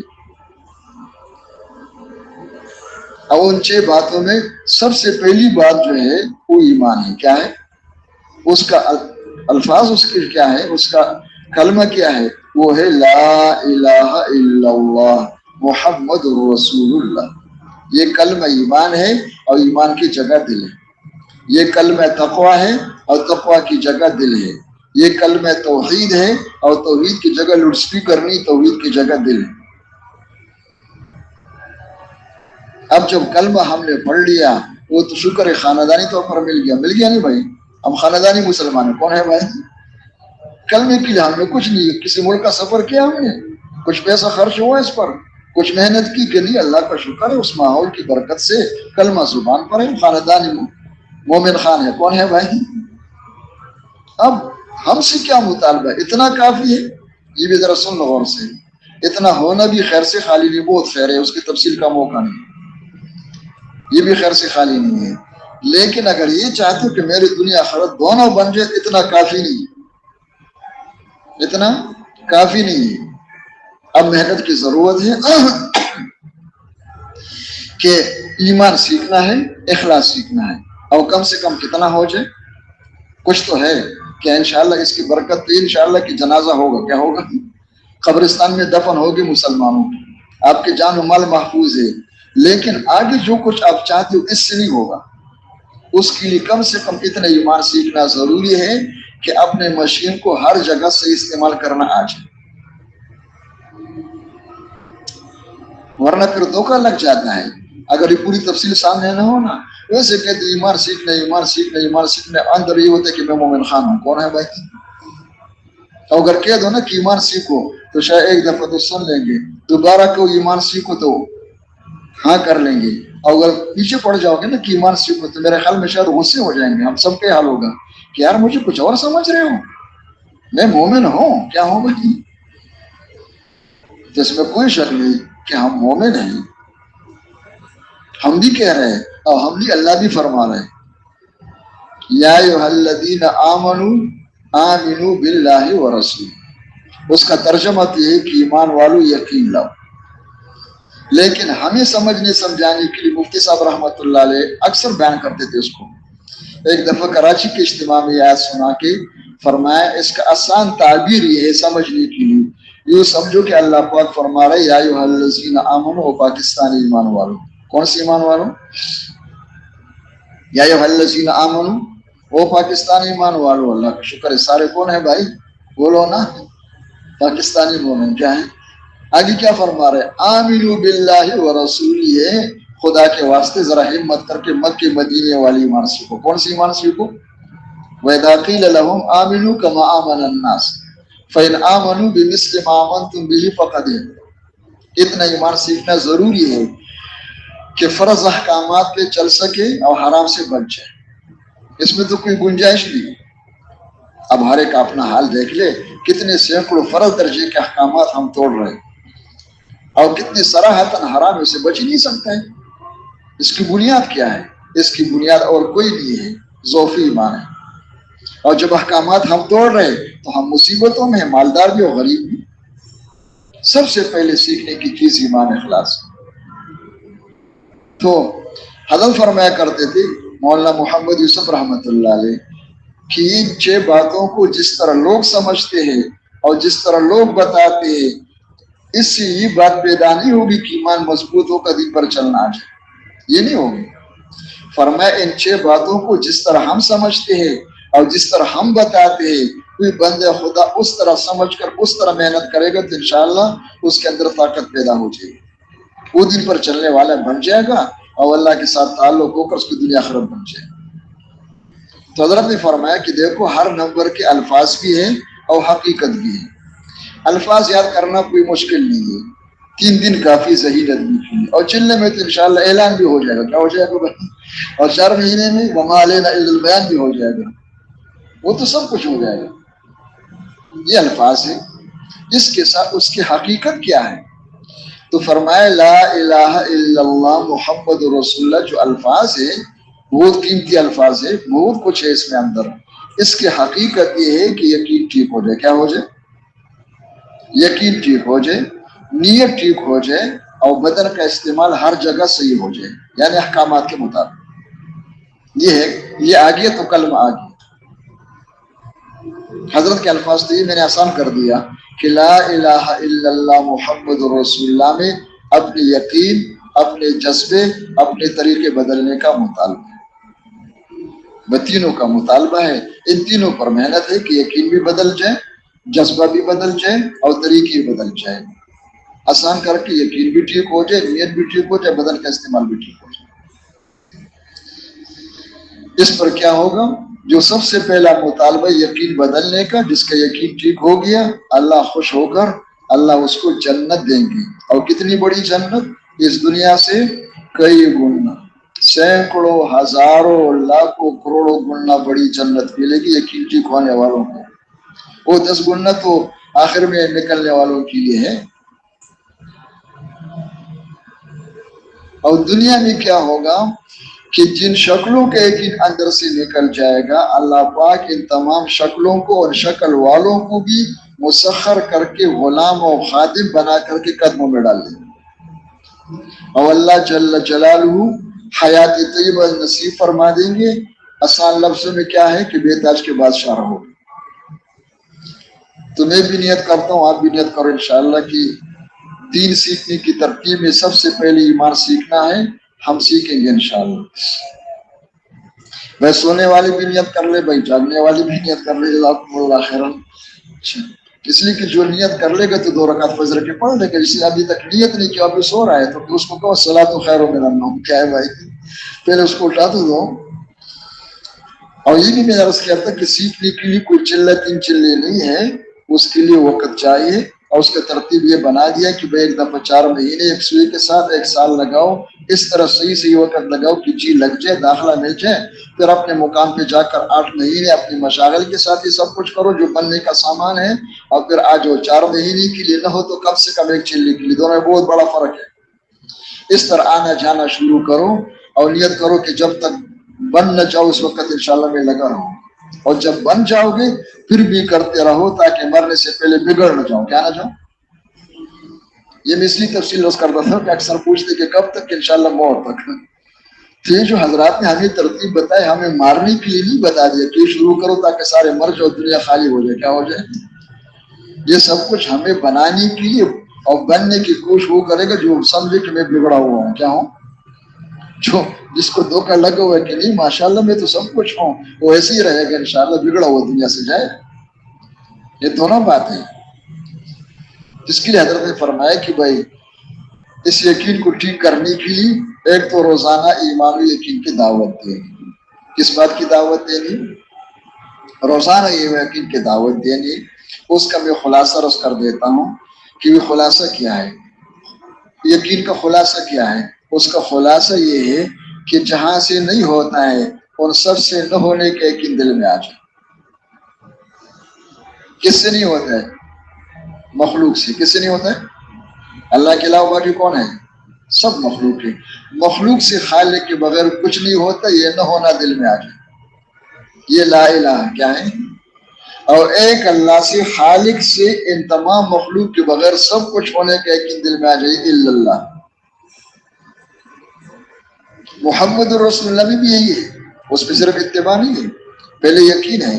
اس میں یہ کہ حضرت محمد صلی اللہ علیہ وسلم اس مشین کے استعمال کرنے کے جو طریقے لے کر کے اس کا نام دین ہے نا، اس کے بغیر دنیا کی کسی شکل میں کامیابی نہیں ہے، نہیں اس میں یہ نہ ہونا چاہیے، چاہے بادشاہ بن جاؤ، چاہے سیٹ بن جاؤ، چاہے جاگیردار بن جاؤ، وہ جو اللہ کی نبی لے کے اس کے بغیر کوئی انسان کامیاب ہو نہیں سکتا ہے۔ اور جو اللہ کی نبی لے کر کے آئے ان سب میں ان تمام نقشوں کے بغیر دونوں جہان کی کامیابی اور اس ہونے کا یقین آ جائے، جہاں سے نہیں ہوتا ہے وہاں سے نہ ہونے کا یقین، اور جہاں سے ہوتا ہے وہاں سے ہونے کا۔ کس سے نہیں ہوتا ہے؟ مخلوق سے۔ اور کس پہ نہیں ہوتا ہے؟ ملک و مال کے نقشوں پہ نہیں ہوتا ہے، یہ نہ ہونا چاہیے۔ اور کس سے ہوتا ہے؟ ایک خالق سے ہوتا ہے، اپنی قدرت سے کرتے ہیں، اور خالق کرتے کس پر؟ ایمان و عمل۔ اس کو پیدا کرنے کے لیے اللہ کی بڑائی سمجھانی کہ اللہ جل جلالہ کائنات کے ہر ذرے کے اور ہر فرد کے خالق و مالک ہے۔ ہم سب کو اللہ نے بنایا ہے، زمین آسمان درمیان کے تمام رقصوں کو اللہ نے بنایا ہے۔ اللہ خالق ہے، باقی سب مخلوق ہے۔ اور اللہ جل جلالہ خالق چیزوں کی بھی ہے، شکلوں کی بھی ہے، اب ان شکلوں کے اندر کی جو خاصیت ہے، جو خواص اس کے اندر ہے، اس کی بھی ہے۔ یہ غور سے سن لو، یہ نہیں کہ چیزوں کے اندر کچھ نہیں ہے، جس طرح چیزیں ہیں انسان کے وجود کا انکار نہیں کر سکتے، کوئی باشعور عقل مند بھی نہیں کہ یہ انسان نہیں کہ ہے، یہ پانی ہے، یہ آگ ہے۔ اور پھر اس انسان کے اندر جو ہے کچھ اللہ نے ہر انسان کے اندر کیا رکھی ہے؟ نفع بھی ہے، نقصان بھی۔ ہر چیز کے اندر نفع نقصان ہے، لیکن وہ ان کی ذاتی نہیں ہے، وہ کس کی ہے؟ یہ شکل بھی مخلوق ہے، اور شکل کے اندر جو نفع نقصان ہے وہ بھی مخلوق ہے۔ اب یہ شکل اور اس کے اندر کی خاصیت دونوں کس کے ہاتھ میں ہے؟ ایٹم بم کی شکل سے وہ نہیں ہوگا جو ایٹم والے چاہیں گے، اس سے وہ ہوگا جو کون چاہیں گے؟ اللہ چاہیں گے۔ مال والوں کی شکلوں سے وہ نہیں ہوگا جو مال والے چاہیں گے، ان مال کی شکلوں سے وہ ہوگا جو اللہ چاہیں گے۔ تو اللہ چیزوں کی بھی خالق ہے، حالات کی بھی خالق ہے۔ اور اللہ جل جلالہ خالق اپنی قدرت سے ہے۔ اللہ کا بنانا اور پیدا کرنا اور حالات کی کرنا مخلوق کی طرح نہیں ہوتے کہ جوڑ توڑ کرتے رہو، یہ کرو وہ کرو، یہ ہو جائے وہ ہو جائے پھر ہو جائے گا۔ اللہ پاک خالق اپنی قدرت سے، بس اللہ پاک نے ارادہ فرما دیا ہوگی۔ تو اللہ چیزوں کی بھی خالق ہے، حالات کی بھی خالق ہے۔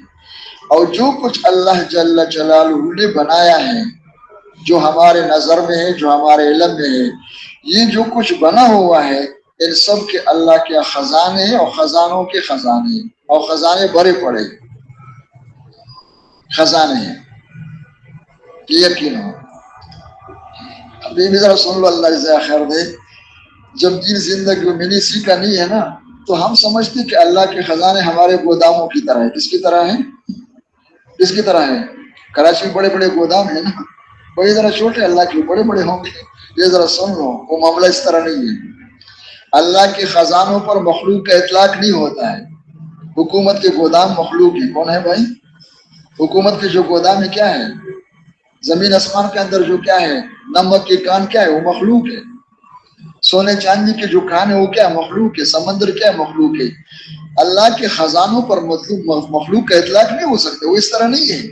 اگر ذہن میں نقشہ بنا تو توبہ کرے۔ اللہ خالق ہے، اور کس طرح ہے؟ نقشہ نہیں ہے۔ اللہ پاک خالق ہے، اور خزانے ان کے پاس۔ خزانے کیا ہے؟ یہ ذرا غور سے سن لو، حدیث مرفوع ہے، خزائن اللہ کلام۔ خزائن اللہ کلام کیا معنی؟ اللہ کے خزانے وہ بول ہے، جس بول کو اللہ کہتے کہ ہو تو ہو جائے، ہو۔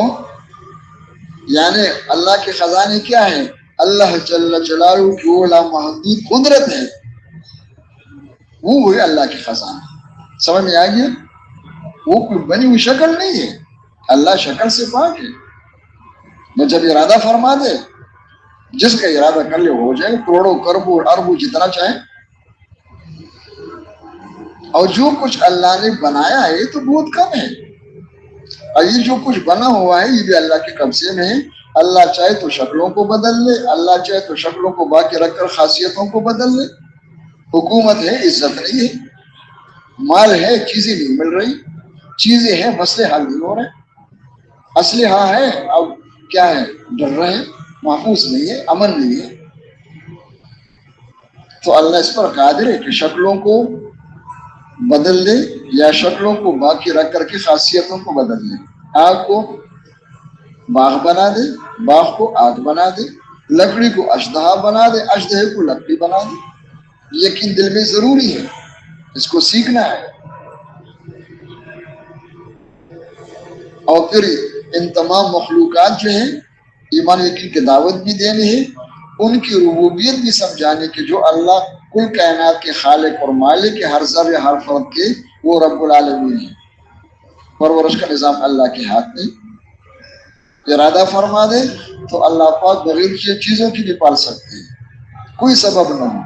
اور اللہ کا ارادہ پالنے کا نہ ہو تو تمام اسباب تربیت کے اندر جو ہے اللہ پاک تربیت بگاڑ دے, بھوکا مر جائے, پیاسا مر جائے, ہلاک و تباہ ہو جائے.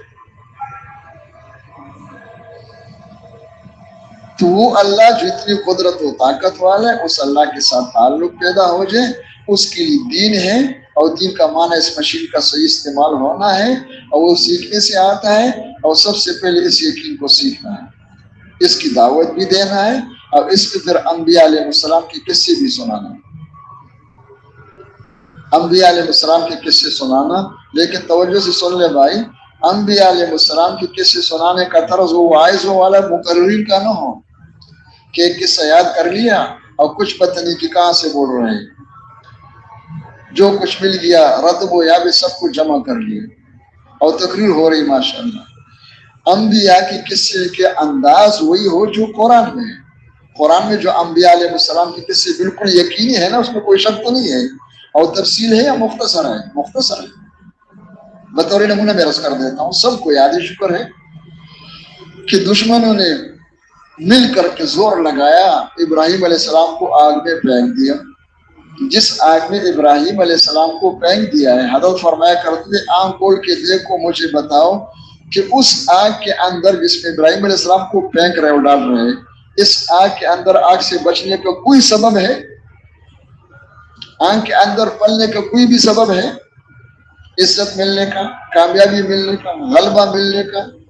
لیکن اللہ نے چاہا تو کوئی سبب نہیں ہے, کوئی لیکن نہیں ہے, اور سب کچھ ہو گیا. کس نے کیا؟ کس نے کیا اور کس طرح کیا؟ اپنے قدرت سے. تو ایک دفعہ تو سب کو اپنے زبان سے اللہ جو چاہتے اپنے قدرت سے کرتا ہے, اپنے کرنے نہیں کسی مخلوق کے محتاج نہیں. اور اللہ کرے مخلوق سے مراد سب سے پہلے میں خود ہوں. کون ہوں بھائی؟ اچھا میں بھی مخلوق ہوں, میں تو 4 مہینے میں چل رہا ہوں. ہم تو کہتے ہیں غلط یقین امریکہ کا ہے, کس کا ہے؟ افریقہ کا ہے, کس کا ہے؟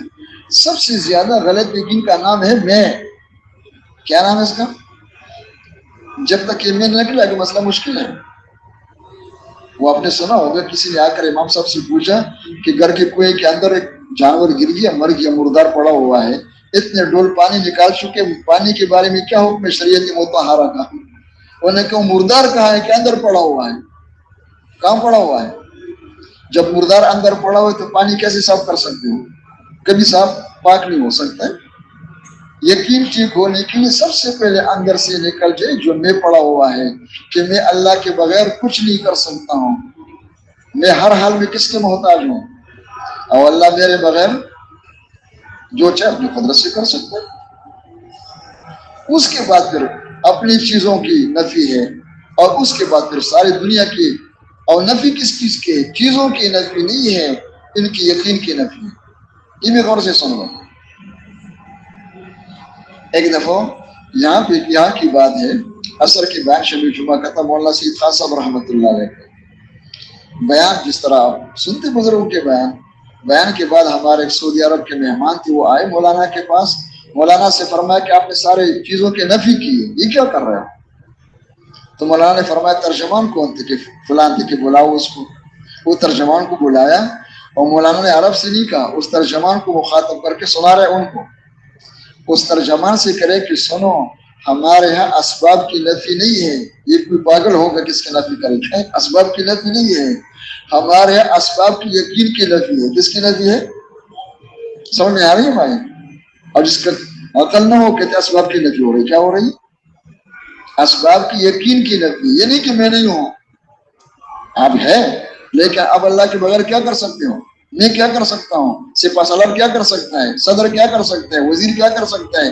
کروڑ پتی زمین والے کچھ نہیں کر سکتے اللہ کے بغیر. یہ بات اتر جائے دل میں. کس کے لیے؟ انبیاء علیہ السلام کے قصے اللہ نے دکھایا، اس میں بتایا بھی. حضرت فرمایا کرتے تھے یہ جو زبان سے کہتے ہیں نا کہ اللہ خالق ہے لیکن اللہ رازق ہے لیکن اللہ ہی سے ہوتا ہے، مخلوق سے کچھ نہیں ہوتا ہے. لیکن فرمایا ان مسکینوں کو دھوکہ لگا ہوا ہے، ان کے دل کا یقین لیکن پر ہے. کس پر ہے؟ کس پر ہے؟ یہ لفظ اللہ کیا ہے؟ تکیہ کلام ہے، زبان کے اوپر چڑھ دیا ہے، بغیر سمجھے بول رہا ہے.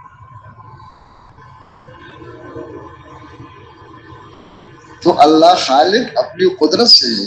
کیا ہے؟ قدرت. اللہ کی طاقت بھی ہے، وہ اللہ کی خزانی بھی ہے. اس قدرت پر یقین آ جائے. آگے میں اشارہ کر دیتا ہوں. اللہ پاک مجھے آپ کو پھر آگے جا کے بولنے کی توفیق نصیب فرما دی. لکھنے سننے سے خالی نہیں آتے، اس سے تو راستہ سامنے آ جائے گا. ابراہیم علیہ السلام نے بھی بچے کو چھوڑ دیا صحرا میں. حکم ہے چھوڑنے کا، نا اس لیے چھوڑ دیا ہے. اب واپس چلے گئے، کھجور پانی چند دنوں کے بعد ختم. اب بتاؤ کیا ہے کہ ایک قطرہ پانی کا نہیں، کچھ نہیں ہے. کیا ہوگا؟ وہی ہوگا جو اللہ چاہیں گے. کوئی لیکن نہیں ہے. اللہ نے ارادہ فرما دیا پالنے کا، بچانے کا، عزت دینے کا، دنیا کی امام بنانے کا، اس جگہ کو مرکز عالم بنانے کا. یہ سب کچھ ہو گیا. کس نے کیا؟ تو سب کو اللہ جو چاہتے اپنے قدرت سے کرتے ہیں. اپنے کرنے میں کسی مخلوق کے محتاج ہے. یونس علیہ السلام مچھلی کے پیٹ میں ہے. کیا شکل ہے وہاں پہ؟ کہ کوئی شکل نہیں ہے بچنے کا، نکلنے کا، نجات ملنے کا. لیکن کوئی نہیں ہے. لیکن ختم. اللہ نے ارادہ فرما دیا تو بغیر لیکنوں کے اللہ نے نجات بھی دے دی، اللہ نے حفاظت بھی فرمائی، اللہ نے تربیت فرمائی. کس نے کیا ہے اور کس طرح کی؟ اپنے قدرت سے. اللہ جو چاہتے اپنے قدرت سے کرتا ہے. اپنے کرنے میں کسی مخلوق کے محتاج نہیں. اصحاب کہف غار میں 309 سال رہے، کوئی شکل نہیں ہے. اور اندر کچھ جو پڑا ہوا ہے نا، دکان پہ جب چلا گیا تو پتہ چلا کہ وہ بھی نہیں ہے، نہ ہونے کے برابر ہے. لیکن نہیں ہے. اللہ نے چاہا تو اللہ نے اپنے قدرت سے ان کو پالا ہے، اور اللہ نے ان کی زندگی بنائی ہے، وہ عزت دی ہے ان کو. اللہ جو چاہتے ہیں اپنے قدرت سے کرتے، اپنے کرنے میں کسی مخلوق کے محتاج. موسیٰ علیہ السلام کو صندوق میں بند کر کے دریا میں پھینک دیا اور صندوق دشمن کے گھر پہنچ گیا. یوسف علیہ السلام کو کنویں میں ڈال دیا اور وہاں سے نکال کر کے لے جا کر کے سب کے سروں کے اوپر تخت پر کس نے بٹھا دیا؟ کیسے بٹھا دیا؟ کہ لیکن بتا دو نا بھائی. کہتے ہیں وہ تخت کو پہنچنے کے لیے لیکن ہے، وہ لیکن یہ نعرے لگا، وہ نعرے لگاؤ. اپنی قدرت سے اللہ نے. اور پھر وجہ کیا بتائی؟ سورہ سب تفصیل کے ساتھ ہے.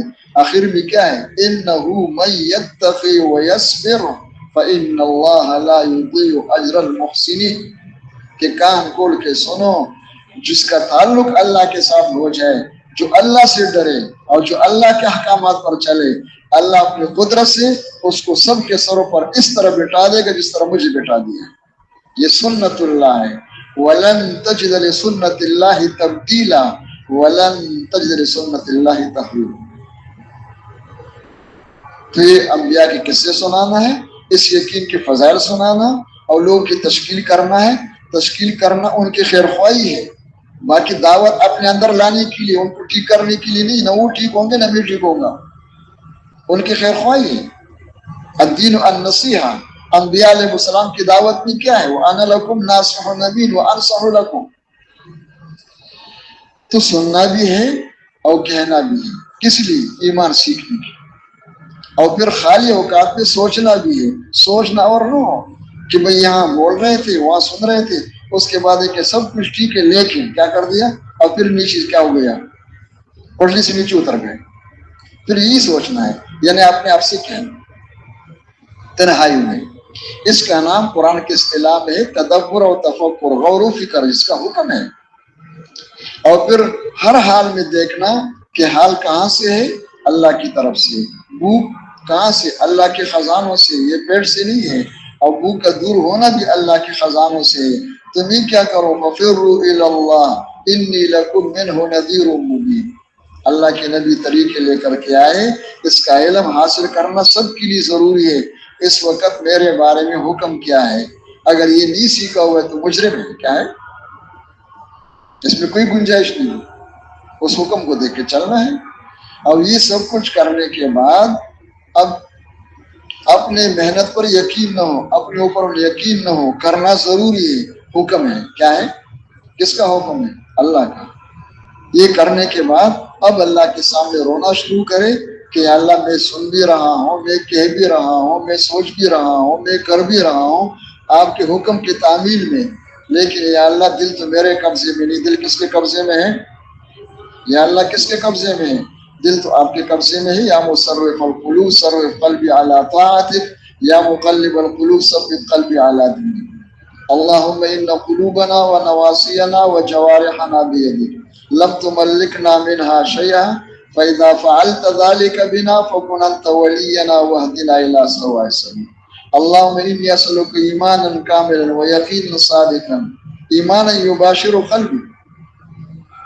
یہ رو رو کے مانگنا ہے، اور رونا ہے تو رونے کی شکل بتا دو بھائی، آسان ہے یا مشکل ہے؟ لیکن بغیر کرے ہو جائے گا، بغیر کہیں کہ بہت آسان ہے، نبی کرو انشاءاللہ ہو جائے گا۔ کتنا زبردست موقع ہے اتنا آسان، جو کرے گا انشاءاللہ وہ آگے جائے گا۔ اس کے لیے ہمیں بلایا تھا، اس کے لیے آنا ہے، اس کے لیے سب کو نکالنا ہے کہ پوری امت کے اندر اگر دین زندہ کرنا چاہتے ہو تو وہ سیکھنے سے آتا ہے، اور سب سیکھیں گے تب زندگیوں میں دین آئے۔ اور سیکھنے میں ترتیب کیا ہے کہ سب سے پہلے ایمان سیکھنا ہے، یقین سیکھنا ہے، اس کا طریقہ ہی۔ جو بھی یہ کرے گا کہ سنے گا اور کہے گا اور وہی سوچے گا اور کرے گا، وہ اللہ کے سامنے روئے گا۔ لیکن یہ ماہانہ ہو یا سالانہ، بولو بھائی، بولو بھائی، ناشتہ روزانہ ہوتے ہیں ماہانہ ہوتے ہیں؟ اچھا، دوپہر کا کھانا اور رات کا، سمجھ میں آ گیا؟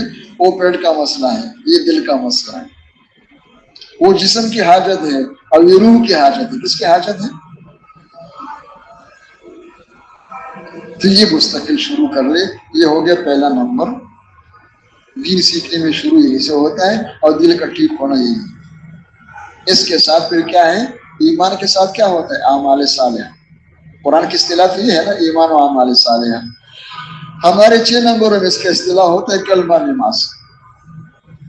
تو ایمان سیکھنے کے لیے تو کلمے کی ترتیب ہے۔ اب یہ پورا مشین صحیح استعمال ہو جائے، اعمال صالحہ ہر جگہ ہو، اس کو سیکھنے کے لیے نماز ہے۔ کیا ہے؟ نماز ہے۔ اب نمازی 2 قسم کے ہیں قرآن پاک میں۔ ایک قسم کی نمازی ہوئے جن کے بارے میں قرآن پاک میں فویل للمصلین الذین هم عن صلاتهم ساہون، اور ایک قسم کے نمازی ہوئے جن کے بارے میں قرآن پاک میں قد افلح المؤمنون الذین هم فی صلاتهم خاشعون۔ تو نمازی 2 قسم کے ہو گئے، تو نماز بھی 2 قسم کے ہوں گے نا، ایک قسم کے تو نہیں ہوں گے، اس لیے نمازی 2 قسم کے قرآن میں حضرت فرمایا کرتے تھے کہ نمازی بھی 2 قسم کے ہیں، تو نماز بھی 2 قسم کی۔ ایک نماز بچوں والی ہے، ایک صحابہ والی ہے۔ بچوں والی نماز کو سیکھنے کی ضرورت ہے؟ بولو بھائی، ضرورت ہے؟ کوئی ضرورت نہیں۔ بچوں کو مسجد میں لے آؤ انشاءاللہ، پھر دیکھو کہ آپ 2 رکعت پڑھو گے تو انشاءاللہ وہ 20 پڑھ لیں گے۔ کیا پڑھ لیں گے؟ اٹھنا بیٹھنا خود سیکھ لیتے ہیں۔ لیکن بچوں والی نماز میں نہ اخلاص ہوتا ہے، نہ یقین ہوتا ہے، نہ اللہ کا دھیان ہوتا ہے، پتہ نہیں وضو بھی ہے یا نہیں ہے۔ بچوں کی نماز میں وضو کا کوئی یقین ہوتا ہے؟ وہ نماز پڑھ رہا ہے ماشاءاللہ، 20 رکعت نفل پڑھی، کیا پڑھی؟ اور ایک صحابہ والی نماز، صحابہ والی نماز سیکھنے سے آتا ہے۔ اس کی کیا ہے؟ اس کی سب سے پہلی چیز یہ ہے کہ نماز کا ظاہر کو سیکھو، یعنی اس کی جو مسائل ہے. بھائی یہ باتیں کرنے والے ذرا متوجہ کر لو بھائی, یہاں بیٹھ کے باتیں ہو رہی تو بار کیا کریں گے, اللہ ہی ہدایت دے رہے. تو سب سے پہلے کیا سیکھنا ہے کہ جسم کا استعمال ٹھیک ہو. یعنی کتابوں میں جو نماز کا طریقہ لکھا ہوا ہے عربی میں, باب صفت الصلاۃ کتابوں میں, کیفیت الصلاۃ, اردو کی جو مستند کتابیں جو علماء کی, ان علماء کی جو واقعی معروف مشہور ہیں, اس میں لکھا ہوتا ہے نماز پڑھنے کا طریقہ. یہ میں بھی کہتا ہوں کہ ہر ایک کتاب پڑھنے کی نہیں. تو سب سے پہلے اس جسم کا استعمال ٹھیک ہو جائے, زبان, آنکھ, کان, ہاتھ, پیر یہ صحیح استعمال ہو جائے, اور اندر دل میں اللہ کا خوف ہو, اللہ کا دھیان ہو, اللہ کو راضی کرنے کا شوق اور جذبہ ہو, اللہ کے وعدوں پر یقین ہو, یہ اندر ہو, اور باہر مشین کا استعمال ٹھیک ہو. اس یقین کے ساتھ, اس کیفیت کے ساتھ نماز پڑھ کر کے, اس نماز کے بعد جب یہ نمازی ہاتھ اٹھا کر پلا کے مانگیں گے تو اللہ جل جلالہ ہر ضرورت کو اپنے قدرت سے پوری کر دیں گے, ہر مشکل کو آسان کر دیں گے. ایسی نماز پر اللہ گناہوں کو معاف فرما دیں گے, رزق میں برکت دیں گے, اور اس قسم کے نمازیوں کو اللہ پاک اپنے پورے دن پر چلنے کے عمل کی توفیق نصیب فرمائے. اللہ کے نبی صلی اللہ علیہ وسلم کو جب کوئی تنگی مشکل ہے سب سے پہلے کیا کر دیتے, اور قیامت کے دن اعمال میں جب حساب کتاب ہوگا تو سب سے پہلے فرض نماز کا حساب ہوگا. اگر یہ ٹھیک ہے تو باقی بھی ٹھیک ہے, اگر یہ خراب ہے تو سب کچھ خراب ہے. حضرت عمر رضی اللہ تعالی عنہ نے اپنی زمانہ خلافت میں گورنروں کے نام پیغام بھیجا, ان اہم امورکم عندی الصلاۃ, میرے نزدیک آپ کے تمام امور میں زیادہ محترم بشان چیز نماز ہے. من حفظها فهو لما سواها احفظ, جو اس کا اہتمام کرے گا باقی چیزوں کا بھی اہتمام کرے گا. ومن ضيعها فهو لما سواها اضيع, اور جس کے سامنے نماز کی کوئی حیثیت نہیں ہے, منافقوں والی نماز ہے, وقت میں بھی نہیں ہے, سستی بھی ہے, وہ نماز پہ کوئی تیاری میاری نہیں ہو رہی, کیا کرے, پڑھنا ہی ہوتا ہے. جو نماز کو ضائع کرے گا, یہ جتنی تقریریں کرے, جتنی ایمان کی باتیں کرے, وہ سب دھوکہ ہے. اس سے کوئی خیر کی توقع نہ کرو. اگر اس کا یہ مشین ٹھیک نہیں ہے تو اس کا کوئی عمل صحیح نہیں ہو سکتا. اس لیے ایمان اخلاص کے ساتھ سب سے پہلے نماز سیکھنا ہے, اور نماز میں اس بدن کا استعمال صحیح ہونا آج ہے بس.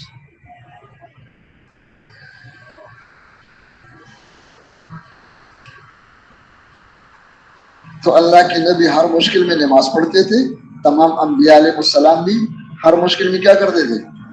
اور ہمیں کیا حکم ہے, ہمیں کیا حکم ہے کہ جو بھی مشکل آ جائے, جو بھی حاجت آ جائے, تو نفس کہاں لے جائے گا, ہر مشکل میں نفس لے جائے گا مخلوق کی طرف. کس کی طرف؟ تو اب کیا کرو, یا ایھا الذین آمنوا استعینوا بالصبر, اپنے آپ کو روک دو, بریک لگا دو. کیا لگا دو؟ اور کس طرف جاؤ, اللہ کی طرف. اور اس کی شکل کیا کہ نماز پڑھو. اور پھر انبیاء علیہ السلام ہر مشکل میں تنگی میں نماز پڑھ کے جب اللہ سے مانگتے تھے تو اس میں کیا ہوا ہے, اللہ ہمیں توفیق دے دے, جو کتابیں پڑھ چکے صحیح وہ صحیح کتابیں دیکھ لے, کتنے واقعات ہیں. اور جو پڑھے ہوئے نہیں علماء سے سنیں کہ انبیاء علیہ السلام کی نماز پڑھنے کے بعد پھر ہوا کیا. میں اشارے کے طور پر عرض کر دیتا ہوں, سلیمان علیہ السلام نے نماز پڑھ کے, وہ نبی کی نماز ہے, مکمل نماز ہے, اس کے بعد ہاتھ اٹھا کے مانگا. کیا مانگا؟ رب اغفر لی وہب لی ملک لا ينبغی لأحد من بعد, اے اللہ سب سے پہلے میرا آخرت بنا دے, نبی کی مغفرت, رفع درجات, اپنا تعلق نصیب فرما دے, اور دنیا میں مجھے کیا دے دے بھائی, دکان دے دے یا کارخانہ دے دے, بولو نا, یا کوئی باغ مل جائے یا کوئی گاڑی مل جائے, مجھے کیا دے دے, بادشاہت دے دے. کیا دے دے, کیا دے دے, بادشاہت دے دے. اچھا میں درمیان میں کہہ دیتا ہوں, ہم جزیات تو بیان نہیں کرتے لیکن بیان کرنا پڑتا ہے کہ یہ دو کان لگ جائے کہ دیکھو نا اللہ کے نبی بادشاہت مانگ رہے ہیں, لگ جاؤ نا کرسی پہنچنے میں. یہ ذرا غور سنو, اللہ کے نبی بادشاہت کیوں مانگ رہے ہیں. دین اصل ہے. اب اگر دین میں بطور مثال میں عرض کر دیتا ہوں, 100 حصے ہو جائیں, کتنے ہو جائیں, 100 حصے ہو جائیں, تو 100 میں سے 75 حصے دین وہ ہے جس کو پر چلنے اور لانے کی حکومت کی ضرورت نہیں، نہ مال کی ضرورت ہے نہ طاقت کی ضرورت ہے۔ کتنے حصے؟ 75۔ ایمان ہے، اخلاص ہے، تقویٰ ہے، اللہ کا خوف ہے، ذکر ہے، تلاوت ہے، روزہ ہے۔ اس کے لیے حکومت کی ضرورت ہے کہ آپ وزیر اعلیٰ بنو گے تب نماز پڑھ سکتے اور نہیں پڑھ سکتے؟ باقی جو کتنے رہ گئے؟ 75 سے باقی کتنے رہ گئے؟ وہ 25 حصے دین کے جو ہے وہ ہے جن کا تعلق بدماشوں کے ساتھ ہے۔ کس کے ساتھ ہے؟ ظالموں کو کیسے ٹھیک کرو گے؟ زانی شرابی کو اوپر حد کیسے قائم ہوگی؟ کافروں جو اس راستے میں رکاوٹ اس کی گوشمالی کیسے کرو گے؟ ان کے لیے کیا ہے؟ 25% احکامات ہے۔ ان احکامات کو نافذ کرنے کے لیے طاقت چاہیے۔ کیا چاہیے؟ کیا چاہیے؟ تو اب سمجھ میں آ گیا کہ اللہ کے نبی حکومت کیوں مانگ رہے ہیں؟ بولو بھائی، وہ جو حصے ہے جو طاقت کے بغیر نافذ نہیں ہو سکتے اس کے لیے مانگ رہے ہیں۔ لیکن یہ بھی یاد رکھو کہ یہ جو طاقت ہے 25% کو نافذ کرنے کے لیے اور دین کو قائم کرنے کے لیے یہ اللہ ان کو دیں گے۔ اس کے مستحق وہ ہے جو 75 حصوں پہ چلے۔ کس پر چلے؟ سمجھ میں آ گیا نا؟ یہ نہ ہو ماشاء اللہ کہ بدماش بن کر کے آ جائے کہ اسلام زندہ باد، آ جاؤ انشاءاللہ اسلام کو قائم کرے۔ کیا کر رہے ہیں؟ دین کو غالب کون کرے؟ هو الذي ارسل رسوله بالهدى ودين الحق ليظهره على الدين كله۔ غالب کون کریں گے؟ اللہ۔ ذریعہ کن کو بنائیں گے؟ جو خود دین پر چلنے والے بن جائیں گے وہ خوش قسمت لوگ ہوں گے جن کو اللہ پاک ذریعہ بنا دیں گے، یہ باقی سیدھی قائم ہوں گے۔ یہ نہیں ہوتا کہ بھائی جس طرح جس میں کوبڑی میں آ جائے۔ خیر تو درمیان میں نبی کے بارے میں کہہ رہا تھا کہ نبی کیوں مانگ رہے اللہ سے؟ تو مانگا کہ اللہ مجھے حکومت دے دے، اللہ نے دے دی۔ اور کتنی بڑی حکومت تھی، حکومت دے دی اور ساتھ ہی بھی کا اسی سطر کے اندر ہے سخرنا لہ الريح کہ حکومت بھی آپ کو مل گئی، یہ سارے جنات آپ کے حکم کے تابع ہیں، جس طرف اشارہ کرو گے سب حکم پہ چلیں گے، یہ ہوا بھی آپ کے تابع ہے۔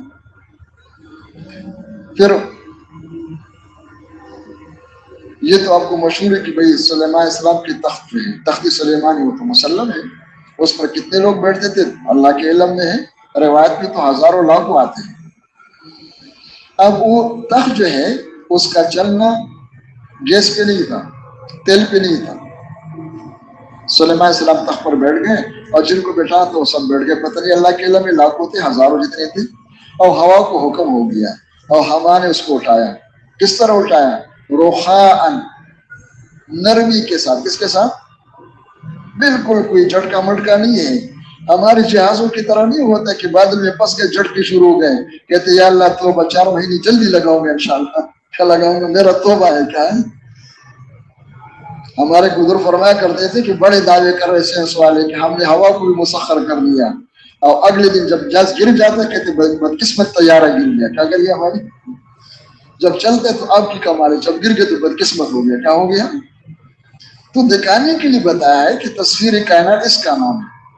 ہوا کو حکم ہوا اور ہوا نے تخت کو اٹھا دیا، پتہ نہیں کتنا مجمع بالکل ہر آرام کے ساتھ دمشق سے روانہ ہوئے، اور دوپہر کے وقت استخر ایک جگہ ہے، ایک شہر کی جنات نے بنائی تھی سلیمان علیہ السلام کی، اس شہر میں پہنچ کے نیچے اتر گئے بالکل آرام کے ساتھ، جھٹکی نہیں ہے اس میں۔ وہاں قیلولہ کر لیا آرام کر کے، اور پھر وہاں سے روانہ ہو گئے اور رات کابل پہنچ گئے۔ کہاں پہنچ گئے؟ غدوہا شہر ورواحوہا شہر۔ یہ کس پہ ملا ہے بھائی؟ نماز کے بعد دعا۔ درمیان میں کتنے قصے ہیں، اگر ایمان سیکھنا تو سارے قصوں کو پڑھنا ہوگا، اس میں غور و فکر کرنا ہوگا، دل کو سمجھانا ہوگا کہ یہ راستہ ہے، صراط الذین انعمت علیہم والے راستہ یہی ہے۔ آخر میں آتا ہوں، میدان بدر میں اللہ کے نبی صلی اللہ علیہ وسلم ساری رات کیا کر رہے تھے؟ بولو بھائی، ہاں؟ اور نماز کے بعد کیا کر رہے تھے؟ بس اس میں کیا ہوا کہ اس پر فرشتے اترنے شروع ہو گئے، اور کتنے؟ ہزاروں فرشتے اترے، اور پھر لوگوں کو نظر آئے میں کبھی کہتا ہوں کہ بھائی جو کچھ میں نے عرض کیا ہے یہ شروع کرو، لیکن جلدی نہ کرو، یہ نہ کہ 4 مہینے اور سال لگانے کے بعد دیکھتے کہ فرشتے نظر نہیں آ رہے ہیں۔ وہ نظر آئیں گے انشاءاللہ، یہ نہیں کہ نظر نہیں آئیں گے۔ حضرت فرمایا کرتے صحابہ کرام کو فرشتے نظر آئے گئے تھے 15 سال کے بعد۔ کس کے بعد؟ 13 سال مکہ مکرمہ میں اور 2 سال مدینہ منورہ میں، 15ویں سال کے فرشتے نظر آ رہے ہیں۔ صحابہ کرام کو تو 15 سال کے بعد نظر آ گئے، اور حضرت صاحب کو ایک چلے کے بعد نظر آ جائیں گے انشاءاللہ۔ پتہ نہیں کیا سمجھے، کچھ ذہن میں کیا پڑا ہوا ہے۔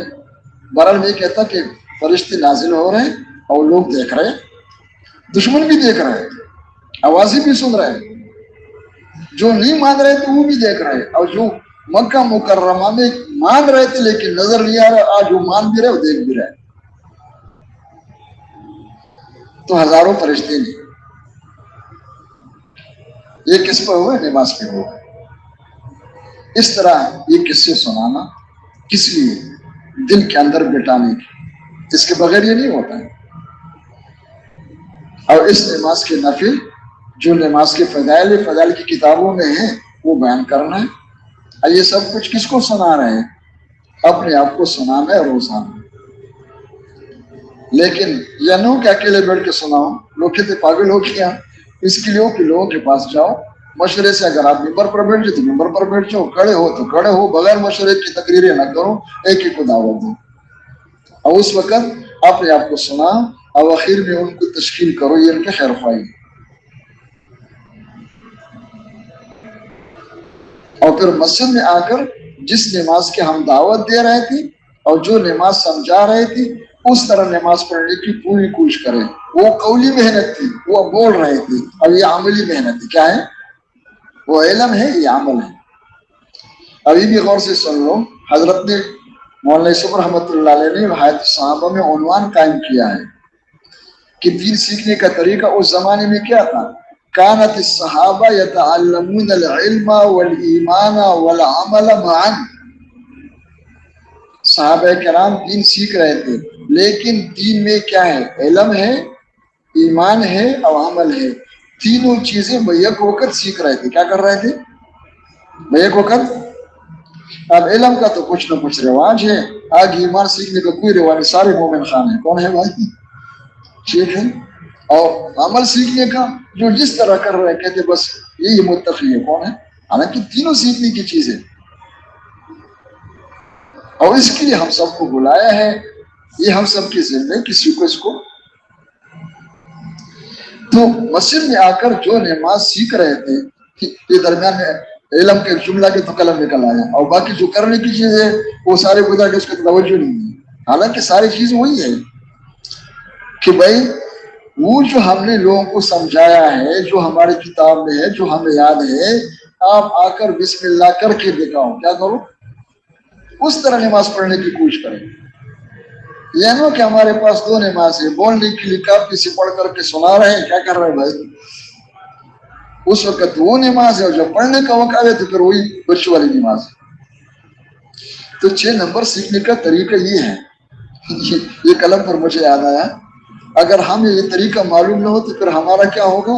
پھر ہم یہ کہیں کہ دوستوں بزرگوں، دین میں چند باتیں ہیں جن کو کاغذ پر لکھ کر یاد کرنے سے بیان آسان ہو جاتا ہے۔ کیا ہو جاتا ہے بھائی؟ چند باتیں ہیں جن کو کہاں لے کر کے قلم دے دو، کاغذ پر لکھو، اور پھر پڑھتے رہو، مشقیں کرو، تو انشاءاللہ بیان کرنا کیا ہو جائے گا؟ بولو بھائی۔ اور پھر لڑتے رہیں گے کہ امیر صاحب مجھے بیان نہیں دے رہے، کہیں نہیں دے رہے، لیکن دین پر چلو، کہتے ہیں ہم کمزور ہیں۔ جو میں تفصیل سے عرض کر رہا ہوں، اللہ سے حضرت کی باتیں ہیں، اس کو سب کو سمجھو کہ سنو بھی، جا کے کہو بھی، اور سوچو بھی، اور پھر مسجد میں آ کر اس طرح پڑھنے کی پوری کوشش کریں۔ فرض نمازوں میں بھی، سنن مؤکدہ میں بھی، قضا نمازوں میں بھی، اس کے ساتھ نوافل میں۔ تو یہ بتاؤ، یہ سب کچھ کرنے سے آتا ہے یا لکھنے سے آتا ہے؟ بولو بھائی، ناشتہ لکھنے سے آتا ہے یا کرنے سے آتا ہے؟ کیا ہوتا ہے بھائی؟ لیکن جب کسی زمانے میں رواج نہ ہونا، صرف لکھنے کا رواج، تو ماشاءاللہ اندھ میں کالا راجی ہوتے ہیں کہ اللہ کا شکر ہے، ناشتہ تو کسی نے نہیں کیا، لیکن ایک لکھنے والا ہے۔ کیا ہے بھائی؟ اس کے پاس لکھا ہوا ناشتہ کیا ہے؟ یہ سارے جو کچھ میں عرض کر رہا ہوں اس کے لیے ہمیں بلایا ہے کہ یہ سب اس کے اجزاء ہیں. اب اس کو دنیا کے سامنے جو ہے لانا بھی ہے اور خود کرنا بھی. اور اس طرح نماز پڑھنے کے بعد پھر ہاتھ پھیلا کے رو رو کے مانگنا ہے کہ اللہ کما تلیق بشان ہی ما صلیت، اللہ کی شان کے مطابق نماز نہ ہوئی اور جو کچھ توڑا ہوا اس پر شکر ہے، کروڑوں شکر ہے. یہ اللہ کا احسان ہے. کس کا احسان ہے؟ تو شکر کی کیفیت بھی ہو اور اللہ کے سامنے رونا بھی ہو کہ اللہ مجھے حقیقی نماز نصیب فرما دے. اللہم اعنی علی ذکرک و شکرک و حسن عبادتک. کیا معنی اس عبادت کا؟ وہ صحابہ والی نماز. کون سی نماز؟ تو یہ نماز سیکھنے کا طریقہ ہے، آسان ہے یا مشکل ہے؟ بولو بھائی. صرف لکھنا ہے یا صرف سننا ہے؟ لکھنا تو اس میں نہیں ہے، سننا ہے، کہنا ہے، کرنا ہے اسی طرح. اور پھر رو رو کے مانگنا. کون ہے جو نہیں کر سکتا ہے؟ یہ ہر ایک کر سکتا ہے. اور رونا آنا ہے تو کیا کرے؟ ہاں باقی چیزوں میں جھوٹ موٹ نہیں چل سکتا ہے، وہ جرم ہے. یہ جرم نہیں ہے، حکم ہے کہ نہیں ہے تو کیا کرو، نقالی بن جاؤ. کیا بن جاؤ؟ جھوٹ موٹی شکل بنا دو، ویسے رونے کی شکل بنا دو. کتنا آسان طریقہ ہے. یہ ہے دین سیکھنے کی بنیادی بات ہے. ایمان و اعمال صالحہ بلکہ سمجھے ہے یہی ہے. مفتی صاحب نے فرمایا کہ تم بڑے اچھے لوگ ہو. کسی نے کہا آپ کے پاس صرف کلمہ نماز ہے، کیا ہے؟ تو فرمایا ہے ہی کلمہ نماز، دین میں اور ہے کیا؟ دین کیا ہے؟ انسان کیا ہے؟ روح اور جسم. کیا ہے؟ اس کے علاوہ کوئی اور چیز انسان میں ہے؟ وہ روح اور جسم ہے نا. اس طرح دین کیا ہے؟ ایمان و اعمال صالحہ. کیا ہے؟ یہی تو دین ہے. ایمان کیا ہے؟ کہ کلمہ ہے. اعمال صالحہ کی بنیاد کیا ہے؟ نماز. تو اس طرح نماز پڑھنے کی پوری کوشش کریں. اللہ مجھے بھی توفیق دے، آپ کو بھی. شروع کریں گے انشاءاللہ بھائی. یہ دو بنیادی باتیں ہیں، ان کو قوت پہنچانے کے لیے علم سے کریں. اب علم کی حقیقت کیا ہے؟ الفاظ تو آپ کو یاد ہے، لکھ بھی لیں گے. حقیقت اس کے یعنی ہر نمبر کی حقیقت ہے. علم کی حقیقت یہ ہے کہ ہمارے اندر تحقیق کا جذبہ پیدا ہو جائے کہ میرے اللہ مجھ سے کیا چاہتے ہیں. اور ذکر کی حقیقت یہ ہے کہ جس حال میں اللہ کا جو حکم متوجہ ہو اس حکم میں لگنا اس دھیان کے ساتھ کہ اللہ دیکھ رہے. یہ ذکر ہے. تسبیح پڑھنا ذکر نہیں، یہ ذکر کے الفاظ ہے. کیا ہے بھائی؟ ذکر کس کو کہتے ہیں؟ یاد کو. کس کو؟ کیا ہے؟ کیا مجھے بہت یاد آ رہا ہے کیسے کہ میں ٹس ٹس کر رہا تھا. ٹس ٹس کا نام نہیں ہوتا ہے. میرے کھوپڑی میں تھا، ہر وقت مجھے یاد آ رہا ہے. کیا تھی؟ اس کو کہتے ہیں ذکر. ان تعبد اللہ کأنک تراہ فإن لم تکن تراہ فإنہ یراک. اب ان دونوں کی دو نمبر کی طرح وہ اس کی بھی دعوت ہے. علم و ذکر کی دعوت دینا، تعلیم کے حلقوں میں بیٹھنا، طریقہ علماء سے سیکھنا، قرآن پاک کی تلاوت کرنا، تسبیحات کا اہتمام کرنا، مضمون دعائیں پڑھنا اور رونا کہ اللہ شکل تو میں نے بنا دی، حقیقت نصیب کرنا. پھر یہ جو کچھ ہم کر رہے ہیں یہ سب کو محفوظ کرنے کے لیے اخلاق سیکھنا. کیا سیکھنا ہے؟ اخلاق. ہر چیز کو بولنا پڑتا ہے اس لیے کہ بھائی الفاظ وہاں کے مدینہ منورہ کی ہے اور ترجمہ آج کا ہے. کس کا ہے؟ کس کا ہے؟ الفاظ قرآن کے ہے اور ترجمہ اپنی کوپڑی کا ہے. اخلاق کس کو کہتے ہیں؟ اخلاق کا خلاصہ یہ ہے کہ میری جسم سے کسی مسلمان کی جان مال عزت کو نقصان نہ پہنچے. بس اس طرح استعمال کرنا مجھے آج. کسی کی عزت کو، کسی کی جان و مال کو نقصان نہ پہنچے، کسی کو تکلیف نہ ہو، اور اس میرے جسم سے، جان و مال سے ہر مسلمان کو نفع پہنچے. کیا پہنچے؟ یہ سیکھنا ہے. اس کا نام اخلاق ہے. اس کا نام نہیں کہ میٹھی میٹھی باتیں کرتے رہو، جڑ کاٹتے رہو. اس کا نام اخلاق نہیں، اس کا نام نفاق ہے. کیا ہے بھائی؟ کیا کہیں؟ اور نفاق کو کیا کہتے ہیں؟ منافق کو کہتے ہیں بڑے اخلاق والے ہیں. وہ تو اپنی غرض کے لیے کیا بنا ہوا ہے، نرمی نرمی باتیں کرتے ہو، اندر جو کچھ کر رہے ہیں ہر ایک کہتے کہ اللہ مجھے بچا دے بلا سے. تو اخلاق سیکھنے سے مراد یہ ہوتا ہے کہ اس طرح جسم کو استعمال کرنا کہ کسی کی جان و مال عزت کو نقصان نہ پہنچے، ہر مسلمان کی جان مال عزت ابرو محفوظ ہو. اس کی بھی دعوت ہے اور اللہ سے مانگنا ہے. یہ سیکھنے کا طریقہ ہے. یہ یقینی بات ہے کہ جو اس طرح کرے گا، جلدی نہ کرو انشاءاللہ، فرشتے جلدی نظر نہیں آئیں گے. کیا نہیں ہوں گے بھائی؟ یہ بنے گا آہستہ آہستہ. سال ہاں سال لگیں گے، لیکن مسلسل وہ کر سکتے جس کا دل لگ جائے گا اس کو، جس کا جی نہیں لگا ہے تو یہاں کچھ کرے گا وہاں کچھ کرے گا، کوئی زمانہ کر لے اس کے بعد چلے چھوڑ دیا، با مسلمان اللہ اللہ با برحمن رام رام، جہاں چلا گیا وہیں شروع کر دی، یہ نہیں پہنچ سکتے وہاں پہ۔ باقی جو کچھ کر رہے وہ خیر سے خالی نہیں، لیکن اس طرح بننے کے لیے مسلسل چلنا ہوتا ہے، اور مسلسل چلنے کے لیے جی لگنا مسجد میں، دعوت میں، دعا میں، اعمال میں یہ ضروری ہے، اس کے لیے 4 مہینے اور سال ہے۔ اب یہ سب کچھ کرنا ہے، اس کے لیے ایک بات جو ہر وقت مستحضر ہو وہ یہ کہ سب کچھ اللہ کے لیے۔ کس کے لیے ہو بھائی؟ کیا ہو؟ اس لیے کہ جب کچھ نہیں ہوتا ہے تو کوئی جاننے والا نہیں ہے، لیکن جب یہ سب کچھ کرو گے تو مخلوق کے ساتھ واسطہ پڑے گا، اور جب یہ باتیں اندر پیدا ہو جائے گی تو مخلوق کے دل میں اللہ محبت ڈالے گی۔ کیا ڈالیں گی؟ وہ وقت وہ خطرناک ہوتا ہے، پھر نفس حملہ کرے گا اندر سے، اور کیا حملہ کرے گا؟ وہ حملہ کرے گا کہ کرو، کیوں کرو؟ کہ لوگ معتقد ہو جائے، شہرت ہو جائے، کیا ہو جائے؟ تعریف کرنے لگے، مجھے وہ کرسی مل جائے، مجھے وہ منصب مل جائے، مجھے آگے کر دے۔ خدا نخواستہ اگر یہ اندر کا حملہ کامیاب ہو گیا دشمن کا تو یہ سب کچھ کرتے ہوئے بھی بنے گا نہیں اور بگڑے گا،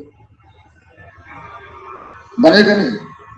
سمجھنے کے لیے میں عرض کر دیتا ہوں، یہ پنکھے ہوا کی ہیں، سب کے علم میں ہے نا، بے ہوا کی لیے ہوا آ رہی ہے نا، لیکن شرط یہ کہ بجلی ہو۔ اگر بجلی نہ ہو آج کے اس موسم گرمی کے زمانے میں، اور مجھے آپ کو یا کسی کو 50 پنکھوں کے نیچے بیٹھا دو اور بجلی نہیں ہے تو سچ بتا دو ہوا آئے گی یا پسینہ آئے گا؟ بولو بھائی، یہ 50 پنکھوں کے نیچے پسینہ کیوں آ رہا ہے؟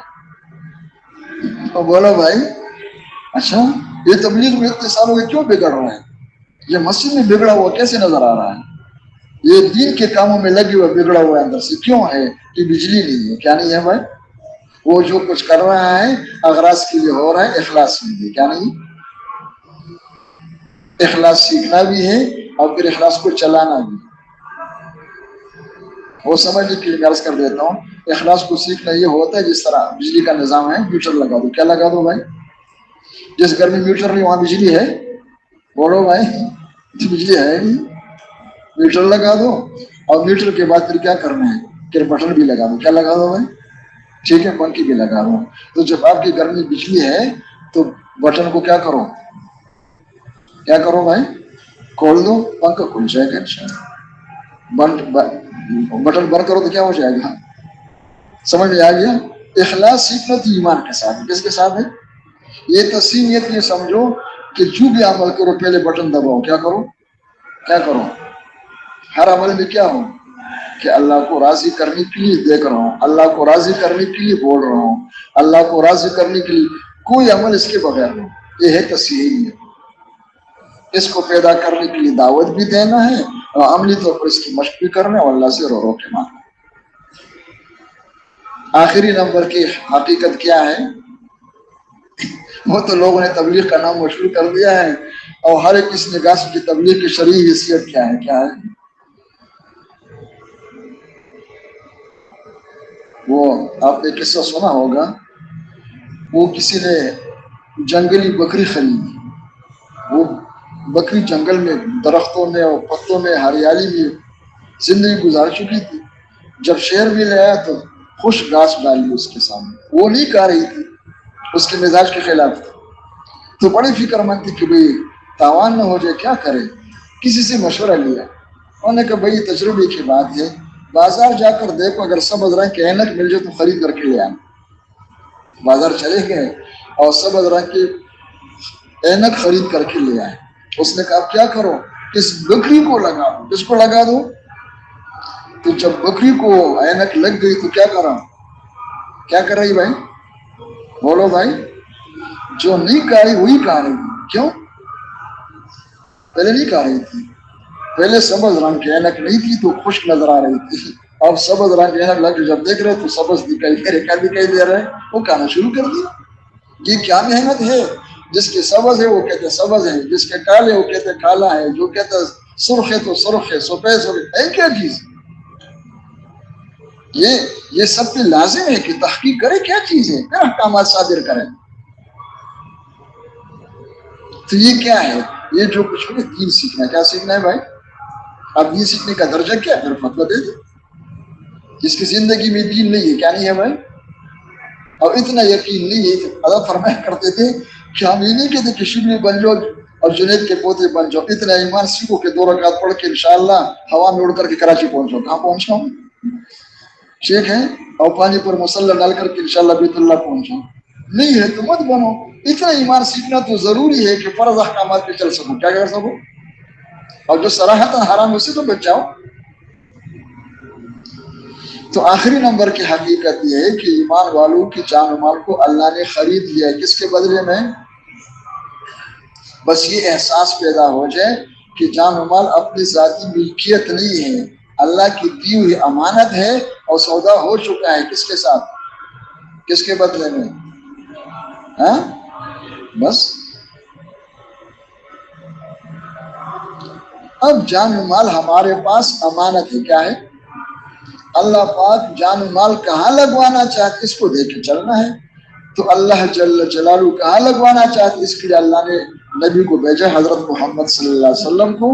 اللہ کے نبی نے بتاؤ کر کے دکھایا ہے کہ ایمان والوں کی جان و مال کا سب سے اعلیٰ ترین مصرف، بھائی لفظ میں فرق نہ کرو، اول ترین میں نہیں کہ اعلیٰ ترین کہا ہے، وہ بعد میں پھر اپنا ترجمہ کرتے ہیں۔ سب سے اعلیٰ ترین مصرف اعلاء کلمت اللہ ہے، کیا ہے؟ جان و مال وہاں لگ جائے، اللہ کے نبی کا لگ رہا ہے، صحابہ کرام لگا رہے۔ اس کے بعد پھر اللہ کی مخلوق پر، یتیم ہے، فقیر ہے، مسکین ہے، بیوہ ہے، بیمار ہے، ان پہ جان و مال لگاؤ، اور پھر اپنے اوپر اپنے بیوی بچوں پر ضرور لگاؤ، لیکن بقدر حاجت۔ کلوا واشربوا، آگے کیا ہے؟ ہاں یہ قرآن میں ہے، ولا تسرفوا، یعنی کہ کیا ہے؟ حل من مزید، کہ جو کچھ یہی لگاتے رہو، حلال کی کمائی ہے۔ اس کو سیکھنا ہے، اس کی بھی دعوت ہے، عملی کوشش ہے۔ جس کے 4 مہینے نہیں لگے، سال نہیں لگے ہوئے ہیں، نیت کرو کہ انشاءاللہ اس طرح 4 مہینے سال لگاؤں گا کہ اللہ کرے مجھے داخلہ مل جائے، میرا جی لگ جائے۔ اور پھر انشاءاللہ اس کو سیکھنے کے لیے ترتیب ادنا درجہ یہ بن جائے کہ 8 مہینے مقام پہ رہے، اپنے مشاغل کے ساتھ یہ اعمال کرتے رہے، خالی برکت کی خیرات کی سمجھ کر نہیں، اپنا علاج سمجھ کر، اور پھر 4 مہینے یا کم سے کم 1 چلنا، اس طرح آنا جانا شروع کرے تو انشاءاللہ چلتے چلتے چلتے انشاءاللہ یہ بنے گا۔ جس طرح چھوٹا بچہ جب پیدا ہو جائے 1.5 فٹ کا ہوتا ہے، کسی کام کا نہیں ہے جب تک 5 ساڑھے 5 6 فٹ نہ بنے، اور وہ بنتے سالوں کے بعد۔ کس کے بنتا ہے؟ یا اپنی سال میں بھی بن جاتے 6 فٹ کا؟ آپ کے علم میں ہو تو مجھے بتاؤ کہ یہ 1.5 فٹ سے 6 فٹ بنا 1 سال کے اندر، اور 4 مہینے میں بنا ہوا ہے۔ وہ جسم میں اتنا ہے تو روحانیت میں کہاں پہنچنا ہے؟ اور پھر ترتیب بھی بنا دے، اور پھر رو رو کے ماننا ہے کہ اللہ مجھے قبول فرما دے۔ کیا کر لے؟ کیا فرما دے؟ کس کے لیے؟ کہ میں اپنے آپ کو قربان کروں۔ ایسا میں فرمایا حلیب اللہ صاحب رحمۃ اللہ علیہ نے کہ میں نے حضرت سے پوچھا، مولانا یوسف رحمۃ اللہ علیہ سے، کہ اس کام کا خلاصہ کیا ہے؟ حضرت نے فرمایا اللہ پہ جان دینا۔ کیا دینا؟ تو ایسا نے فرمایا کہ میں نے حضرت سے فرمایا کہ حضرت ملک جیسے ڈرپوک اللہ پہ جان کیسے دے سکتا ہے؟ تو آسان کام تو نہیں، زبان سے کہنا تو نہیں ہوتا۔ یہ حاجی صاحب کی آپ کی تواضع تھی، ورنہ کر کے دکھایا الحمدللہ اس نے اللہ کے فضل و کرم سے۔ تو حضرت نے فرمایا کہ نہیں آپ کر سکتے ہو۔ کہ کیا ہے؟ کہ ایک طرف نفس ہے، نفس یہ چاہتا ہے، اور اس طرف حکم ہے۔ نفس کے چاہت کو چھوڑ کر حکم پورا کرنے میں لگ جاؤ، اللہ کو راضی کرنے کے لیے اللہ پہ جان دینا ہے۔ کیا دینا ہے؟ کہتے ہیں میں نے کہا حضرت یہ تو میں کر سکتا ہوں۔ کیا کر سکتا ہوں؟ آپ لوگ بھی کر سکتے نہیں کر سکتے ہو؟ کر سکتے ہو؟ میں بطور نمونہ عرض کر دیتا ہوں، شروع کہاں سے کرو۔ آج کل کے دنوں میں وہ تقریباً اگر رات کو موسم ٹھیک رہے، بارش ہو جائے اور گرمی ختم ہو جائے تو 4:15 بجے کا نیند جو ہے کس طرح ہوتا ہے؟ صبح 4:15 بجے سونے میں مزہ آتا ہے نہیں آتا ہے؟ بولو بھائی، اٹھنا آسان ہوتا ہے مشکل ہوتا ہے؟ اچھا، اور اسی وقت مؤذن صاحب کہتے الصلاۃ خیر من النوم، کیا ہے؟ تو اللہ پہ جان کیسے دو گے؟ وہ جو میٹھی نیند ہے نا، اس پہ پاؤں رکھو، لات مار دو کہ چھوڑ دو بستر کو، اٹھ جاؤ. یہ کیا ہوتا ہے؟ یہ اللہ کی جان دینا. کیا دینا ہے بھائی؟ یہ شروع ہو گیا نہیں کہ میں شہید ہو گیا ہوں. یہ اللہ کی جان دینا ہے. اس طرح 24 گھنٹے کی زندگی میں دیکھتے رہو، چلتے رہو، دیکھتے رہو، چلتے رہو، دیکھتے رہو. انشاءاللہ وہ دن بھی آ جائے گا انشاءاللہ کہ پورا سب کچھ اللہ کی قربان کر کے انشاءاللہ وہ شہید بن جاؤ گے جو جنت میں جائے گا. کیا جائے گا؟ ورنہ جان دے دو کہ شہید نہیں بن سکتے ہو، جہنم میں جانا پڑے گا.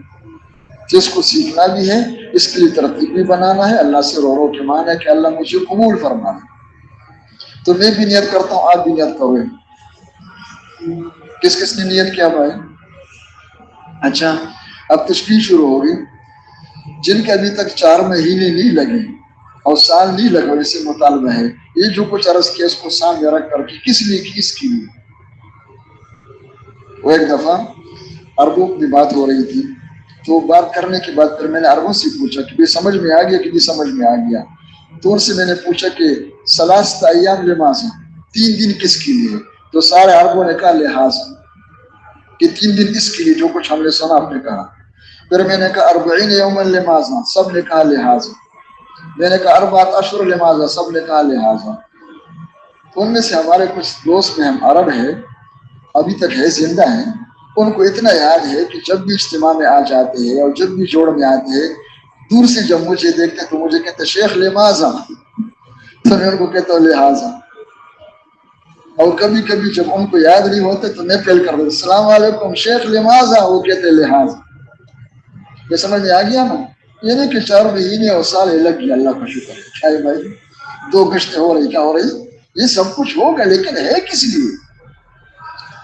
تو جن کے 4 مہینے سال نہیں لگا ہوا ہے وہ ہمت کر کے کھڑے ہو جائے کہ انشاءاللہ اس طرح 4 مہینے سال لگا کے انشاءاللہ پھر گھر جائیں گے. کون کون ہے جن کا ابھی تک 4 مہینے نہیں لگے، سال نہیں لگا ہوا ہے؟